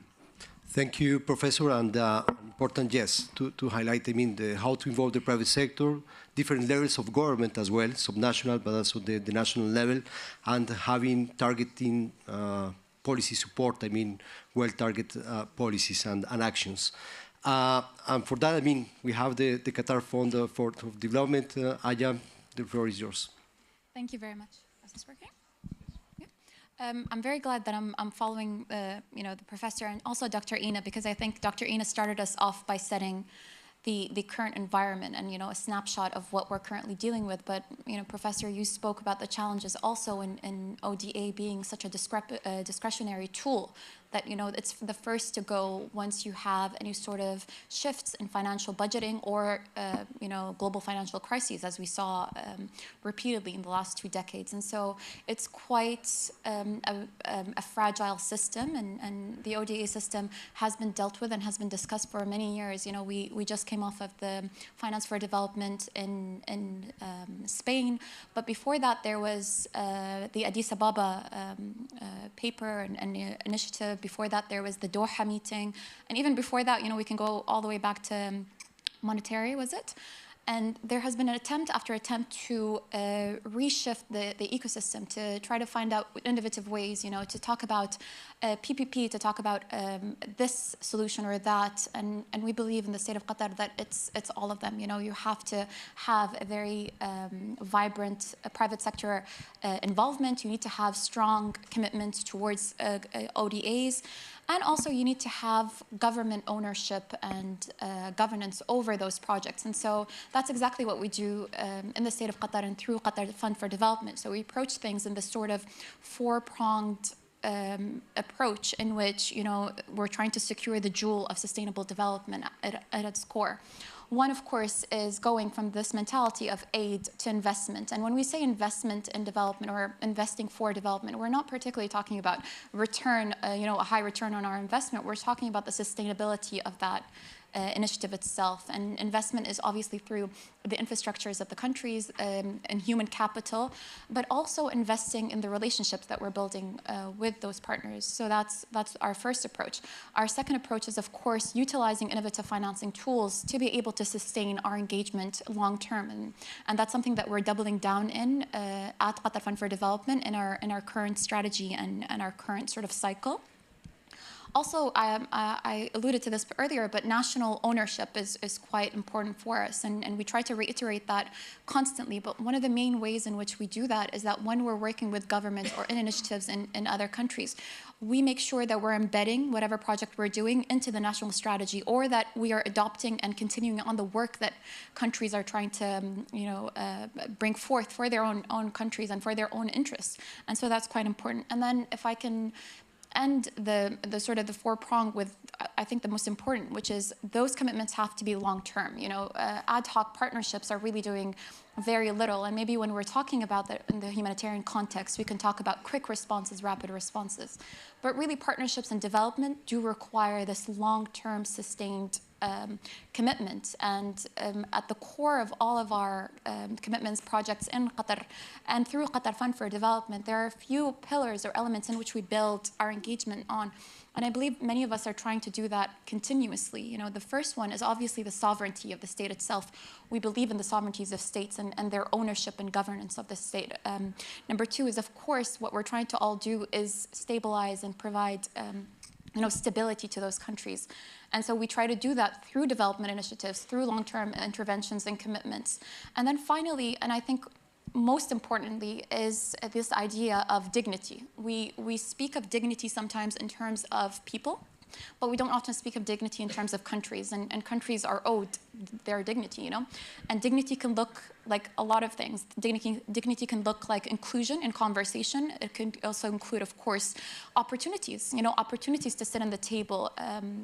We saw a lot of the reforms that came out trying to engage the private sector, trying to engage through MDBs, in which governments in less developed countries are being requested to meet, extreme standards. And once they meet those standards, we are seeing that line is being pushed further and further away. And that's concerning. We need to maintain opportunities for those countries, and we need to maintain them through advocacy, but also through authenticity in our partnership. And if you allow me, I'm just going to end my sort of intervention or introduction in saying that where we come from, where our region is, we really do value dependency, and dependency sometimes is looked at as something very negative, but the way we're structured as a community and as a region, and it goes far beyond our region, not to say that, we own this mentality, but we believe that we're stronger together, and the collective is quite important to us as a people. And so that very much translates into our foreign policy and into our developmental policy. And there are so many positive things that are coming out recently that reflect the importance of collectivism, but also the feasibility and the strength of collectivism. We saw, for example, under the African Union, the recent announcement of the Africa, I believe, financial stability mechanism, the endorsement at least at this point. And so that's a great and glaring example of how countries and regions are truly stronger together, and the fall of one is usually the fall of others, but the rise of one is equally the rise of others. And we endorse that, we promote that, and we hope to see that reiterated in other regions of the world, of course.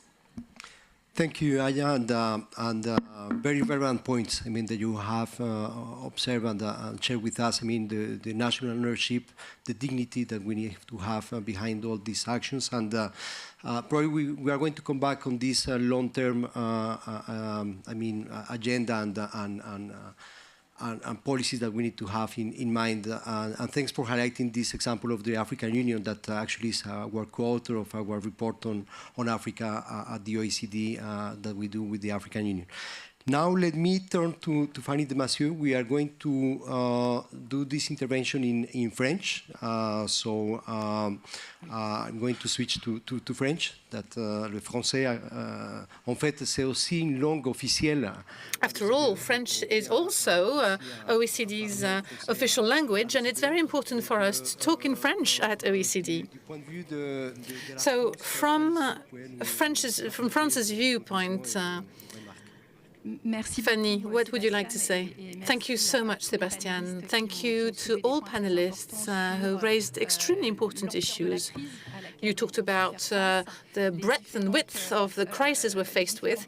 You talked about the different parameters that need to be taken into account. And you also talked about the dynamism of new funding mechanisms, as my colleague just highlighted. What I would like to say, what I would like to highlight as an introduction is that a lot has been said about reforming the humanitarian sector, reforming the development sector due to the budget crisis that we are facing. But what you need to keep in mind is that a humanitarian system is an ecosystem. It brings together a large number of different stakeholders who are constantly challenging themselves and have for quite a while. We are not talking about a system that has been doing things as business as usual for many years. That's not the case. People challenge themselves every time there's a new crisis. They challenge themselves and they challenge the way they work on a constant basis. Now, this panel today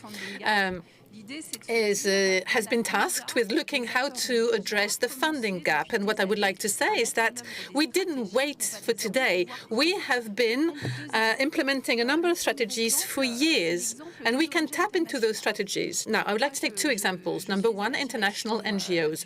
I am heading the Ministry of Europe and Foreign Affairs Crisis and Support Center, and I discovered this NGO ecosystem for quite some time. So what did I realize? I came to know service creation mechanisms, innovative mechanisms for everyone, but also as a way to help local NGOs. Info is an NGO that helps with NGOs, staff who are located in places where they are in danger. There's also Handicap International, an NGO that has been implementing a system called Hangar, which is a way to offer tools and warehouses for people and the local NGOs when they need it. So what I'm saying is that this system already exists. Those solutions, they have been implemented already. You have been talking a lot about public-private partnerships. Now, these are things that are already there. Just to get back to my example, my center, the Crisis and Support Center from which I hail, until 2018 and especially in 2022, France only intervened through UN in order to help NGOs. Then the Ukraine war struck. Ukraine was not seen as a place with a number of humanitarian NGOs. There was very little that had been done on the humanitarian side, so we had to organize ourselves extremely fast. Ukrainian authorities sent donors with lists on health, electricity, nutrition, food, and we had to find a way. We had to organize ourselves. So we reached out to a number of private partners, which is called a expertise-based partnership. We worked with CGA CGM, who provided us with a number of boats, ships, planes. We also worked with private companies, which provided us with health and drugs. We were provided with technicians, experts in electricity to carry out some work there. We also worked in Gaza with those companies who create and develop and manufacture peanut-based food. The UN created humanitarian hubs and humanitarian bridges. I'm sorry, I just switched to English. I'm going to switch back to French. And what we're trying to do is to try and pool funding and make sure that we spend as little as possible, or we make money as effective as possible. And these are solutions that already exist. So it's a dynamic, agile and adaptive system, but it doesn't mean that it's an ecosystem that can confront these crises without a supplementary budget. You have to do more with less. Of course, there's economies of scale that can be worked on. Of course, we can work with more representatives from the private sector. But you have to understand that these partnerships are quite complicated to set up. You need resources, you need to find the logistics, planes and ships. And the financial cost was about 63 million euros, so it's quite considerable. So it's a good beginning, but I don't think it's sufficient to be able to deal with the budgetary crisis that we're faced with. So scaling up is really an issue. Thank you very much, Fanny. Thank you for your comments. So you can see that there are private public partnerships, the NGOs, that have tried to deal with the reduction of resourcing international aid. But of course, there's many challenges, there's many limits. And like you said, you need to do more with fewer resources.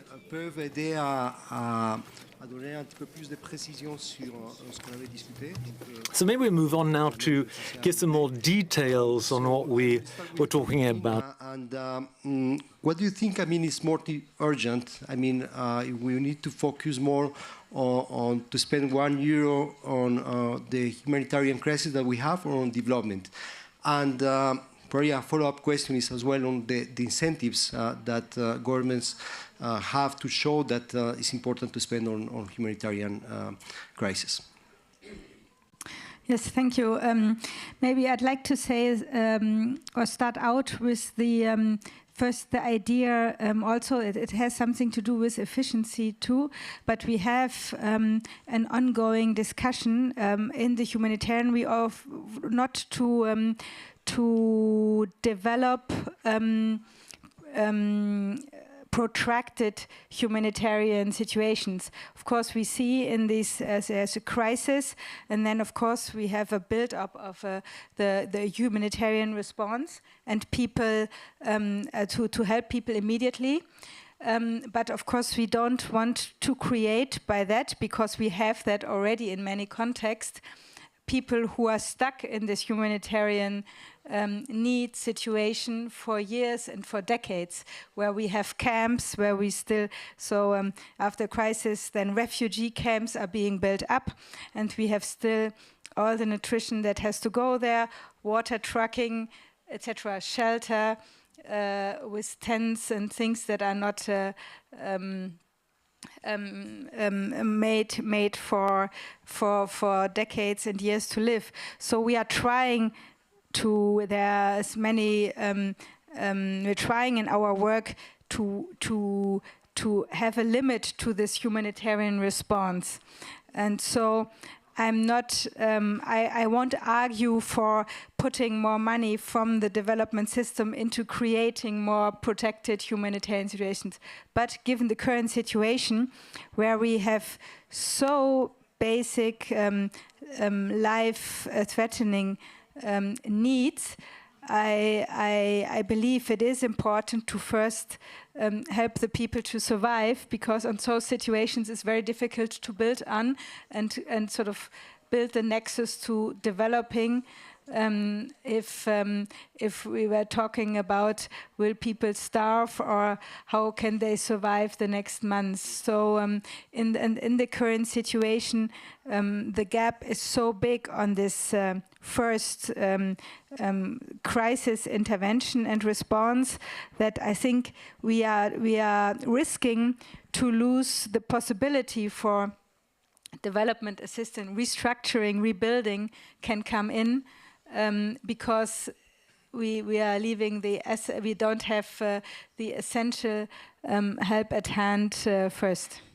Thank you. And yeah, you highlighted in your previous intervention. I mean, 200 million of people need support right now. I mean, so it's a question to have rapid action and well focused. And then indeed, if I may say, just to name two examples, if we take Gaza and if we take Sudan, take Khartoum, different, but still levels of destruction are so high that at the moment the only thing one can do is helping, of course, with the humanitarian response, but rebuilding, not to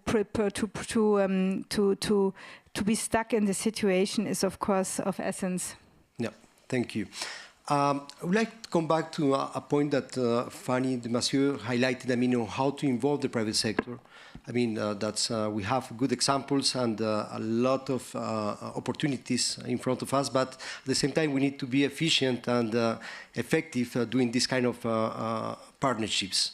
So from the point of view of the academia, but also from South Korea, I mean, if you can highlight some examples on how to make it happen in an effective way.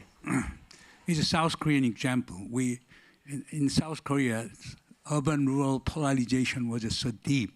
Therefore, when President Park Chung-hee was reigning, he came up with an idea that he would select one village, impoverished village, and then he would match that impoverished village with one prominent company in Seoul area. They'll match one company, one village. Okay? Mediation comes from the local government and central government. And then government monitors what kinds of support is going from the company to the village. It was an experimental base, but it was a very innovative idea. Therefore, what we need two things. One is we need to come up with some kinds of data metrics, okay? All the humanitarian assistance, urgent, and development assistance is the medium to long-term one, and the peace-building one, and come up with the so-called metrics of data on which targets. And then you can come up with convene some kinds of international conference, and so-called you invite the private companies and the governments, and they can come up with some matching works through the international organization. Then one or two companies, one specific company, can focus on specific project, either humanitarian assistance or development assistance, and monitor what's going on. In that way, you can get an obligation from the private company.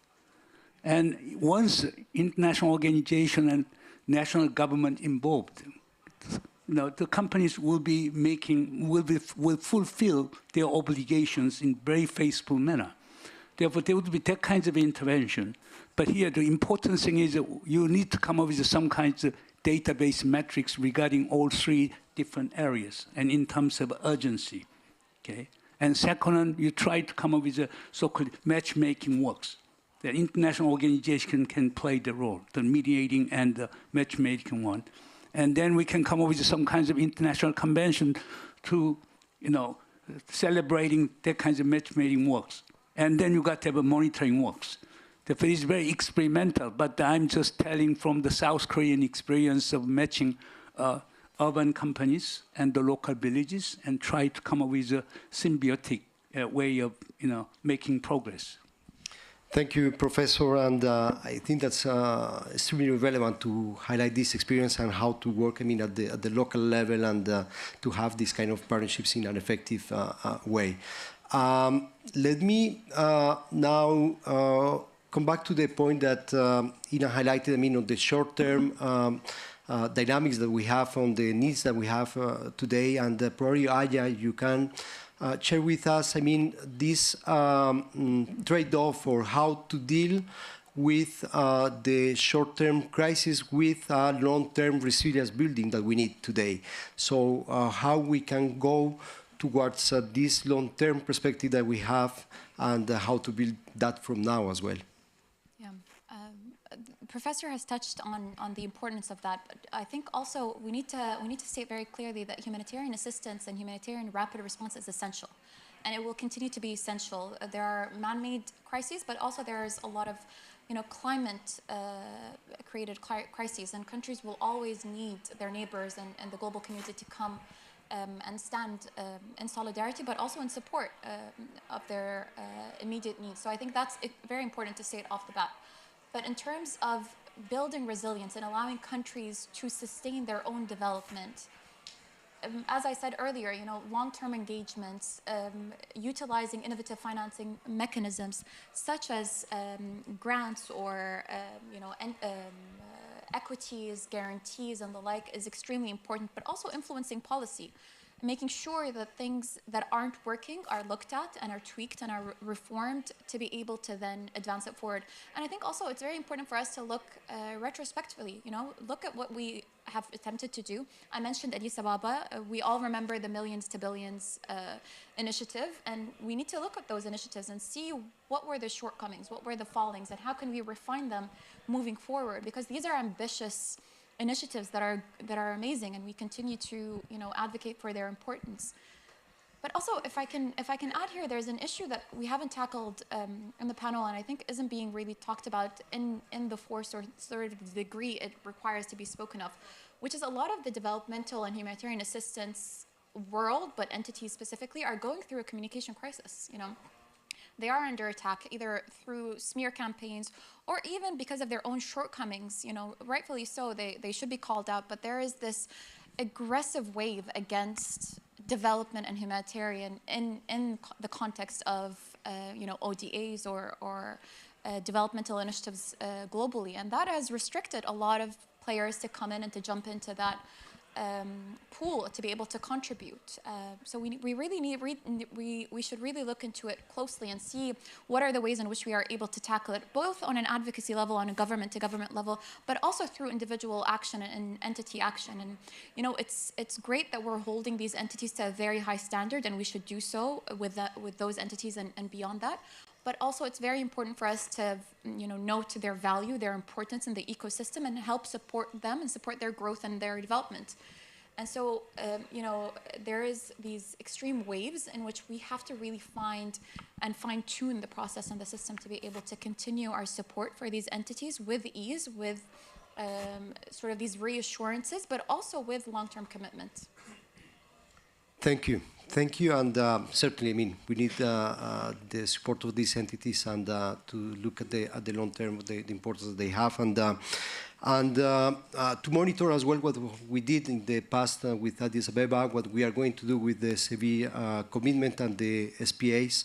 So that's really important to show as well and to communicate well what we are doing, and that's an aspect that I think that most countries we are facing on the communication on what we do and how to highlight this as a priority for the well-being of the population at the end of the day. Fanny, so je vais maintenant passer en français. I'll switch to French now. In the previous intervention, I think we all understood that we're trying to reinvent ourselves, but that's nothing new. There's already been partnerships with the private sector. There's already been actions taken with NGOs. So in light of this, what recent adaptive experiments have we seen that meet the needs at hand? We mentioned how important the needs are, but we also mentioned how big the budgetary constraints are. So what's your angle from the Support and Crisis Center? Well, the collective goal, and this is what you just reminded us of, is to meet the needs that are really skyrocketing with resources that are plummeting. When you have less money, there are different ways of trying to find solutions. On the one hand, you can save money by pooling money together. You can work on the supply chain. The EU's been doing that. That's 60% of humanitarian costs are linked to the supply chain. So by optimizing that, you could save up to 10–20% of expenses. So pooling resources or stocks near the crisis regions is one thing that can be done. It's also something that makes sense from an ecological perspective, and that's an important consideration for humanitarian action, of course. And then the other thing that needs to be done is to try to be better, try to have a bigger impact on the ground with the people. So there's this nexus between the humanitarian aid, development, and peace, but sometimes it seems like too big of an equation. One must nevertheless always keep in mind that we have to work together. The risk with reduced financing is that we'll find ourselves with scattered actions, and there's people who are at the fifth level of famine already. And if we don't collaborate and coordinate well, everyone will just stay in their own little corner. So we really have to work with this nexus between stabilization, humanitarian work and development in order to maximize our impact. In the Crisis Center I work at, I'm thinking there's a project that springs to mind in Ethiopia that deals with refugees. We have another project in Chad.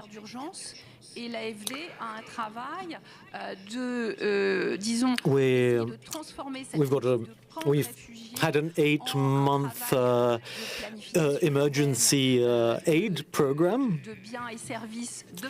and the French Development Agency has a plan to try and create a more long-term vision of creating perspectives for people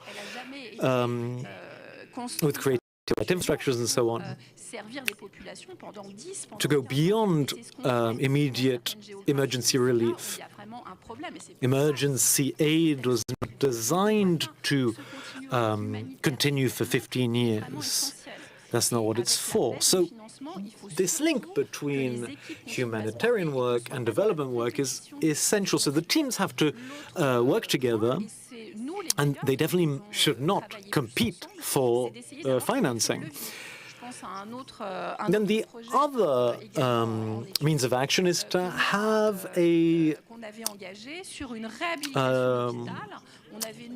like a driving effect, a lever effect.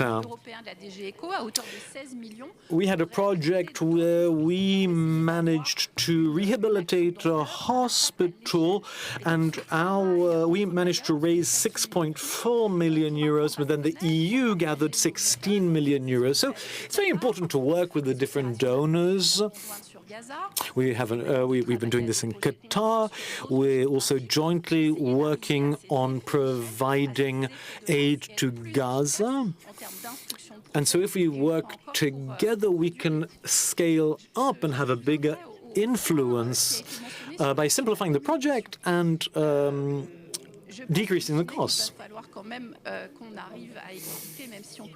At the end of the day, even though we know what our national contexts are, we all know that we will need to have to convince our authorities that more financing is needed for humanitarian help. So we need to raise awareness about the impacts, about the positive impacts. The NGOs do a lot of good work. The UN does a lot of good work. But for your average French citizen does not necessarily understand the impact of humanitarian aid or financing it. So we really have to show what the long-term impact of these projects are. Our colleague mentioned the project in South Korea. On va prioriser, on va segmenter, on va être plus impactant. Il y a quand même besoin à un moment donné. And despite all the projects we might set up, we can prioritize, we can pool resources, we can work together. But at the end of the day, we will need more money to help the most vulnerable. Well, thank you, Fanny. I thought that was a very good conclusion to this debate. The AFD communicated very effectively to showcase what they've done in all the countries that they've worked in. I think that's a good campaign, a good example in France. But we have to try and enact this collectively beyond borders. But let me join me to applause the panelists, because we had